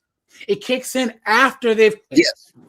How long have your daughter and her husband been married? Yeah, that's right. Okay, so my daughter got married to him at 35. That's late. 35. She had her first child with him when she was 36, and her second child at 37. She's so because like you said, they got married late. She was smart enough to realize, okay, once I did get married, we got to have the kids kind of bang bang. Yeah. But it sounds like she won the lottery because she goes against all the statistics. You know what I'm saying? Yeah, because a lot of girls. She's got a friend who had that kid at 37 like she did, and is saying, now I'm too old, I'm not going to have a second kid. And I feel bad for her because I think it'd be nice to have a sibling, for those children. And my daughter went ahead and did it. Married? Is your daughter's friend married? Yes. She's married. Hold on. Does the husband want another child? I haven't talked to him about it, but I bet he does. Because I know men, lawyers, doctors whose wives either won't give them kids or will only give them one. My best friend, he makes $600,000 a year, PhD in chemistry, and had to beg his wife for a child. He wants 5 kids. He wants a large family, but he can't get one. My other best friend, he's a PhD in engineering, makes $250,000 a year, and he's getting divorced because his wife won't give him kids. He did everything right. Everything that a man's supposed to do. And his wife, this feminist, she fell when they moved to DC, guys. I'm not a brood mare, and rah. Next thing you know, they're going back and forth about having kids, and now he has to divorce her. You know what I'm saying? That's how strong this program is. Guys, hold on. Guys, hit the like button. Guys, we are almost at 300 likes. Guys, stop. Take a second. Hit that like button. Thomas, I want to let you know. Hold on. Us red pill guys here, you as a Christian, right? Because there are Christian men who are in here. You got to realize, us red pill guys, we agree with like 90% of the Christian worldview when it comes to gender roles and all this other stuff. The ethics of Christianity lines up with what we view over here. If I said this once, you look at like Andrew Wilson, all of them, he talks about Christian ethics. If America were to move more towards traditional Christian ethics and women were held accountable to said ethics, more men would get married and have kids. You know what I'm saying? Unfortunately, the ethical standard seems to only apply to us men and not the women. That's the part that where a lot of religious men lose us, is they know that women who come into the churches give more offerings, give more tithes, right? So they say, screw the men, right? That's why men have been leaving the church the last 20 years, right? Because church a lot of times is geared towards women, and men are saying, to hell with this. Like, what am I going to go and hear this pastor talk about men's deficiencies when men are out here keeping the lights on, keeping the water going, keeping the roads good? Yeah. You were saying? And the vow that they make in front of God, they're not very godly women or really believe in God or what they say too much. So the vow, we're mathematically seeing that the vow doesn't mean anything. They don't take it seriously enough. I want to switch and on something here with you gentlemen. Okay, when you're talking about progressive women, like feminist women, demons, which is most women. But hold on, before we go into name calling on them. No. We name call over here, buddy. Oh, you don't know where you are. You don't know, guys. Oh boy, guys. In the chat, code language, but we need to let Thomas know where we are. Describe these modern feminist chicks, guys. Come on now. You know? I'm just going to say this. It might be surprising to you. A lot of the progressive women that we're talking about that came up after feminism got a great education, they got a great career and all this stuff. If they do fall in love with a man and they have kids and everything, and they want to maintain their progressivity, they don't do it through women's issues. They've turned more to racial issues. A lot of these women are white women who devote their energy toward things like Black Lives Matter. And so what I'm saying is, so what I'm saying is, if you look at my daughter, when George Floyd got killed up in Minnesota and everything, and I'm not going to argue about all that stuff, I'm just going to tell you about her. She took a role where she was in awareness, protests, all kinds of. Why? Wait. I'm Black. We don't need her help. No, I know that. I'm not saying that. What I'm saying is the outlet she found that we're saying goes against her husband or males to say, hey, you got to do more. And I'm not, you're not good. That they've chosen another outlet instead of rebelling against men. No. They're saying no, because that is in rebellion against men. All the effort that she spent on George Floyd, she needs to worry about her husband and her children. She did. It was just. It's all performance art. Like, we call them affluent, white, female, urban leftists. Awful. That's what we call them. I understand. I get it. So you already were aware of it. Upper middle class, college educated white women are the most dangerous group of women on planet Earth because they can be victims and empowered at the same time. You don't ever hear them talk about men self-deleting. You don't hear them talking about men not getting automatic custody of their kids. You don't hear them talking about the homeless veterans out there. Women don't care about men's issues. They never have, and they never will, unless it's their brother, their son, or someone else. They don't care about false accusations. They don't care about any of this stuff. These liberal white women, they're so privileged. They're the most privileged group of the people who've ever lived, that they can care about Palestine, something that's going on thousands of miles away. But they cared about a man named George Floyd. Yeah, and they shouldn't have. Okay. I mean, I don't have an opinion one way or another. Okay. I'm just telling you. Well, I can tell you that as a black person, nothing secret. 10 Hicks, anyone black in this chat. The whole BLM thing, they stole 90 million bucks. They were ran by 3 lesbians who want to destroy a nuclear family, and they're communists. They say so in their manifesto.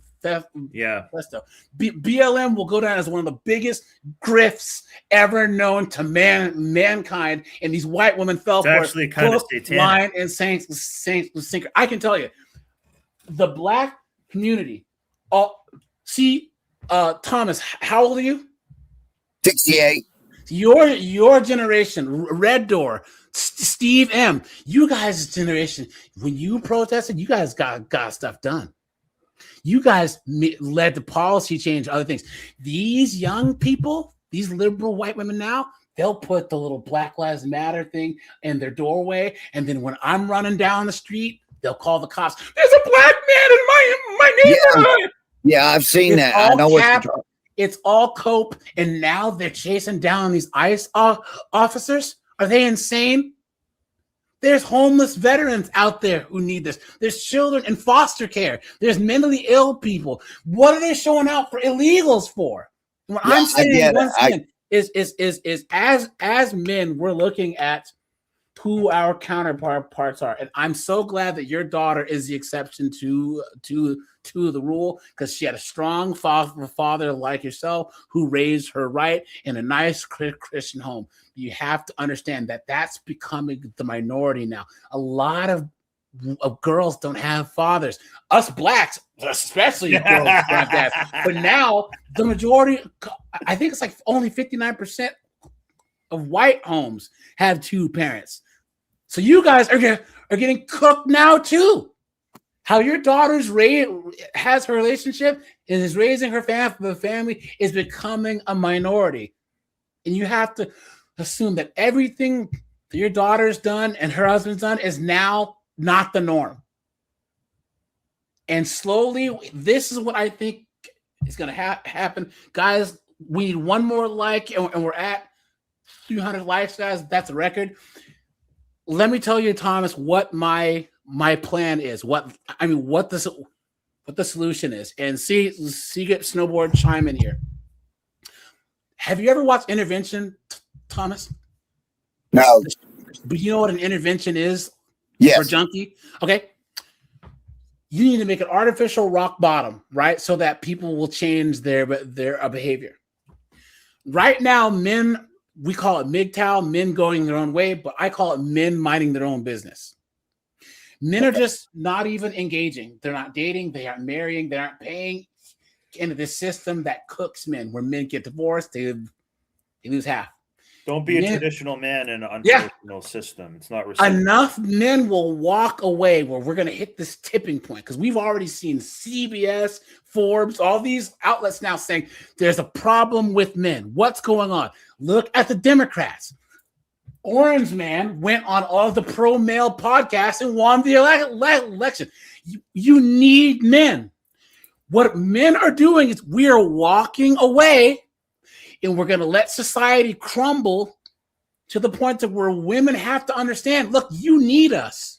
And they're going to have to drag themselves across broken glass to make us men come back to the table. Because Can I ask you about a couple of men? Yeah. Do you know this William H. Kendi? William H. what? Kendi, Kendi. I only know William H. Macy. Kendi was the one that started the anti-racist movement. William H. Kendi. He's a black educator, professor that started the anti-racist movement. He said it's not good enough to be just not to be a racist. You need to be anti-racist. William Kendi. How do you spell it?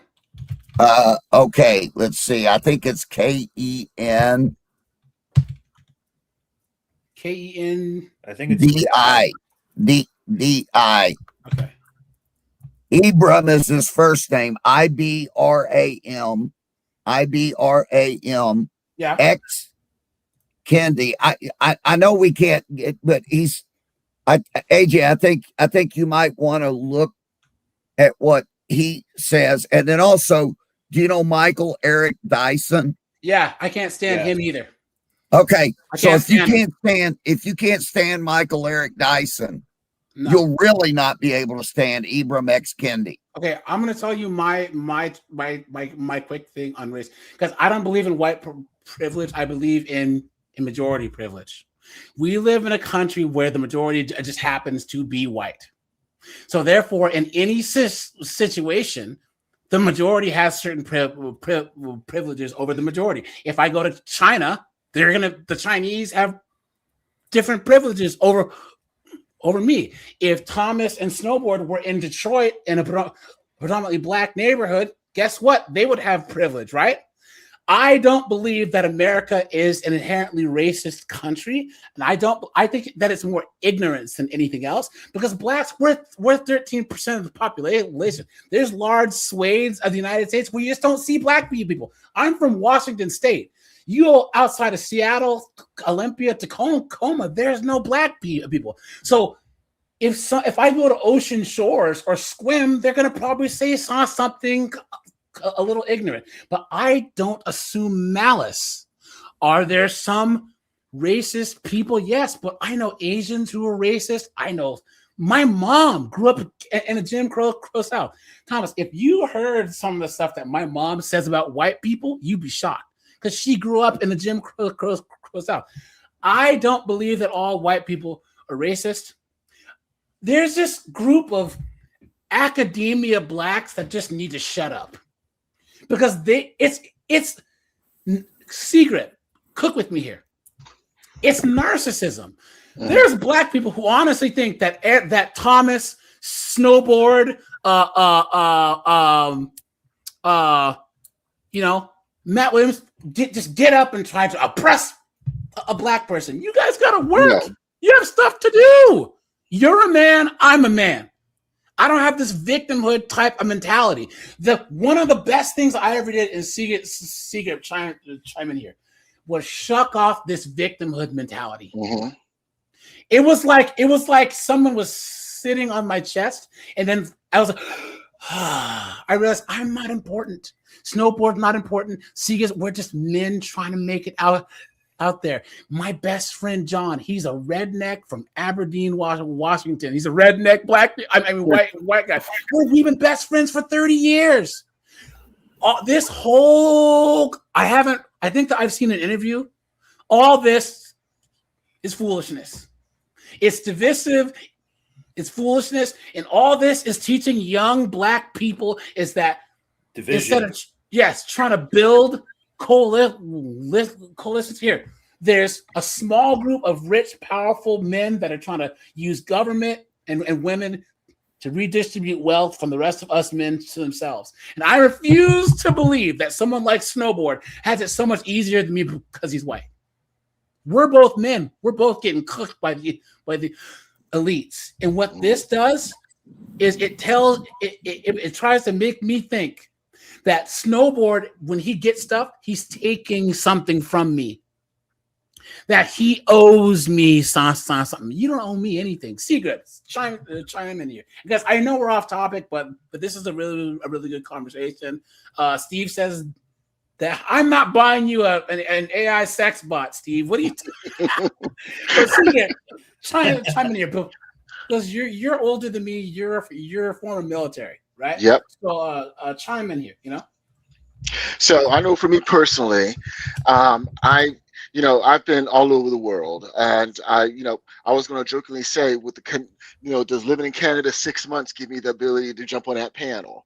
And when I say I've been around all races and nationality, I think I may have only experienced any type of that R word a handful of times. But at the end of the day, the majority of people I know, my personal anecdotal experience is there are more good people in this world than not good. And at the end of the day, what unite all of us men, because all of us are regular guys. Everyone in this chat, we're regular guys. And what we care about is just being around good people with good heads and good hearts, because we're more concerned about taking care of our family and our responsibilities and the people we care about. We're not trying to oppress anyone, take advantage of anyone, or hold anyone down. Well, Thomas, here's the thing. Okay. So America, Canada, Australia, New Zealand are the only kind of countries on planet Earth where there's no ethno-national standard, meaning anyone can come to America and get their citizenship and be American. Thomas, you and I can't go to China and be Chinese, can we? No. Because there's an ethno-national standard. That's America right. is Japan's the same way. Yes, Japan, Poland, England. English, Germans, and French are not white. White is a white, black, Hispanic. Those are American terms because we go by nationality first, and then race. But then ethnicities don't matter in the United States. But everywhere else is homogeneous countries. You go to Finland, they're 98% Finnish. England, there's nothing wrong with an English person saying they would prefer England to be majority English. If the Japanese can say it, the English can. What I'm saying is America is the least racist and most diverse country on planet Earth. It's the only place where you can go and see people from everywhere. You think that we go to Poland and see people from New Zealand and people from Mongolia? Can you imagine all of us walking down the street in Mongolia? They'd be like, whoa, they'd be staring at us crazy. So I don't think that people like this, I guess I'll sum it up this way. People like this. Also a successful grift.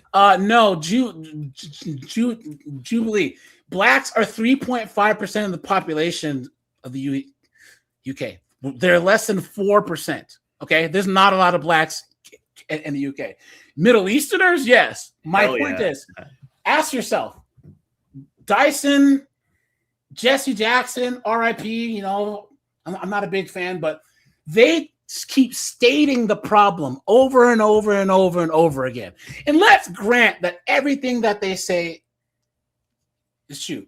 Now what? And they never say solutions. They never say now. They never go past that. America's racist and Thomas is a horrible person.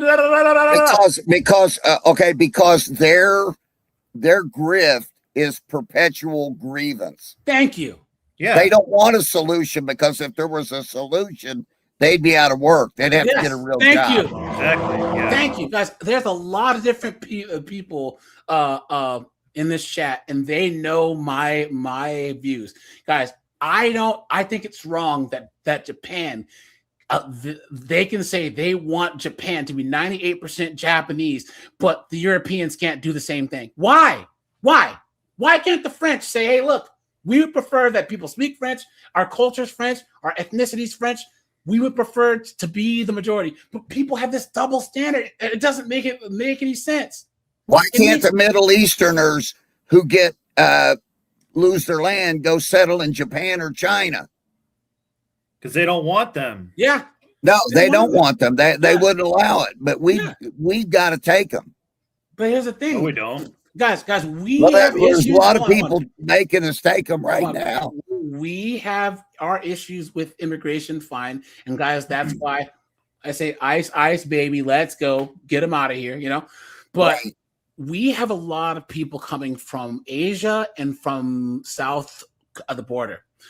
Look at the UK, at France. They have a lot of people coming from areas with a lot of sand, and their values are diametrically opposed to Western values, guys. And that's the problem with especially liberal. And they're not going to compromise. They're not going to compromise. And they want Sharia law. Yeah, these chicks are voting to bring in. And guys, here's the thing. Thomas, do you watch a lot of Westerns? Or have you? Okay. Yeah. Do you remember when there'd be like in the town in like rural Wyoming and there's a little village or a little town, and then all of a sudden they look over the horizon, right? And they see like 18 men on horseback riding towards the town. Yes. Oh yeah. Was that ever a good thing? Was that ever a good Was thing? that ever? Were those guys? Never. Was that ever a good thing to have 18 random men riding towards your town? Nope. No, I don't think Thank it you meant very well. much. So why are they going to let boatloads of 18 to 35-year-old men in boats from the Middle East to the UK? Why? Your country's committing suicide. Don't say the S word. Say self-deletion. But guys, yes, guys.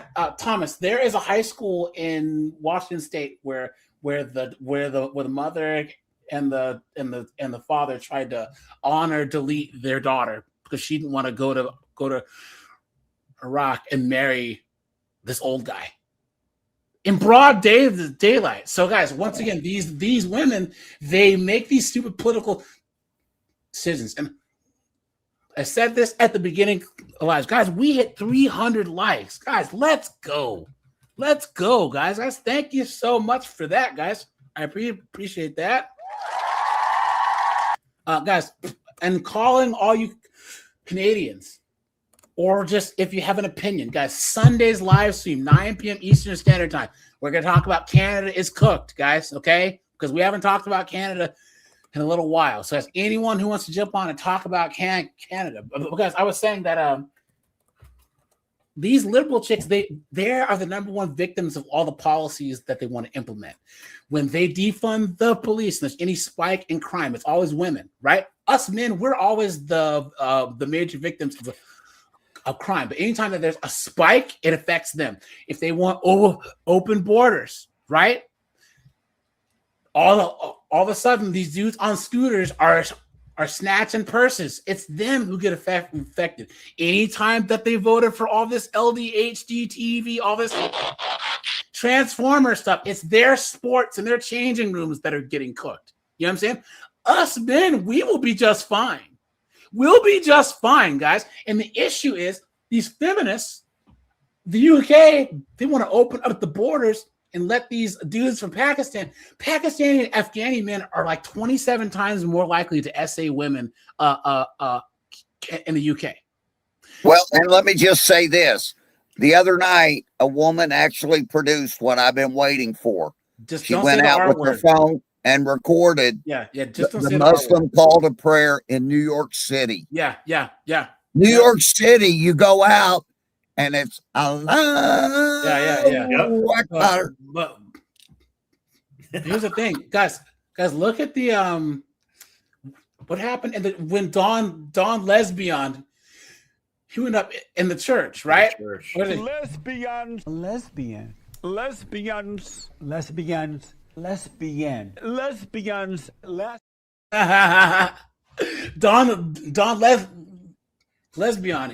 him and the protesters went up in the church. How do you think the narrative would be if it was a synagogue or a mosque that they ran up into? Imagine how different the narrative would actually be. They'd either get beaten or heavily sued. Exactly. But guys, back to my other point here. Now these women in the UK, actually, we're scared. It's not safe in London. Men don't need to do anything. They voted for this. Yes. They voted for this. Guys, this is why the whole thing with like the Transformers and their sports, they voted for this, guys, and they have to dig their way out of it. They don't need us, right? And this is why I'm saying, guys, mind your own business, leave these dunderheads alone, and they have to sweeten the pot to actually make us men come back to the table. Because they've made it clear that they don't need us, they don't want us. They vote against us, right? And that any woman like Red Door Woman or Sweet Auntie or Sai Guzman or any of these women who are in this chat who are traditional chicks, they get the brunt of this worse than anyone else. I wish Sweet Auntie she was here, or Red Door as she would call in, because Red Door can tell you she's been on before. She is talking about, hey, look, a woman's duty is this, a woman's duty is that, and she gets nothing but hell for it, But all right, guys, we're at the 3.5 hour mark, so guys, I'll shut this down. For all you guys who are new, guys, I go live Monday through Friday at 5 p.m. Eastern Standard Time. Yeah. AJ, I have an obligation to you. What's that? I gave you 2 men on one side of the spectrum, Ibram Kendi and Michael Eric Dyson. I want to give you the 2 men on the other side who are more red pill like you, 2 African-American scholars that are super outstanding scholars. I don't know if you know them, but they are the anti Ibram Kendi and Michael Eric Dyson. The one's name is Glenn Lowry, Glenn, Glenn, 2 N's, Lowry, Loury. Yep, I know him.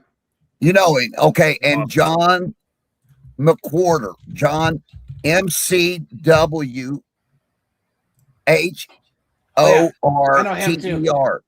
Yeah. And they have a joint podcast. They're very intellectual. These guys are brilliant. They're far more brilliant than Michael Eric Dyson and Kendi. And they are intellectual influencers known for their conservative-leaning critiques on race, culture, and social policy. Reason why is because they actually look at the facts, data, statistics, just like Thomas Sowell, the GOAT. You know what I'm saying? The greatest. He's the GOAT. Yeah, he's the GOAT. Guys, and he comes to this conclusions based on facts, data, and statistics. Yeah. Right? Like, once you look at the hard numbers, you cannot argue. And this is when people only come back at us with emotional arguments. That's it. Guys, do you guys remember when we were talking about these women who were in the military, and the woman straight up said, well, if women aren't passing the physical test in the military, there's something wrong with the test. Like, no. There's people who have said if white people pass the test and black people don't, there's something wrong with the test. Please. You've been had. You've been took. You've been hoodwinked. Bamboozled. Led astray. Run amok. Guys, go over to Omni's channel, sub to him, and guys, hold on. There's one last thing that I want to show you guys. Look at this. And this dumbass went to my alma mater. Look at this, guys. The opposite of Donald Trump is an Asian man who likes math. What? Yeah, that was Andrew Yang. Yes, remember him. Yeah. Yang may want to rethink that catchphrase. Justice in with math. This chick, she's a PhD from University of Washington, saying that math itself is racist. Please. The opposite of Donald Trump is an Asian man who likes math. There you go. Andrew Yang may want to rethink that catchphrase because apparently math is racist. Seattle's public schools are considering a proposal that would mix social justice in with math. Clown world. Including studying how math has been appropriated by Western culture and that math itself is math appropriated by Western culture. Oh my. Well. Guys, come on. This is real. And this is a woman who got a PhD. You know what I'm saying? Racist. Ann DeLezio Parson is a sociologist and educator who agrees with the premise of she the looks proposal. like a communist. And of course, she's a white woman wearing a keffiyeh. Now, guys, do you guys know where this comes from?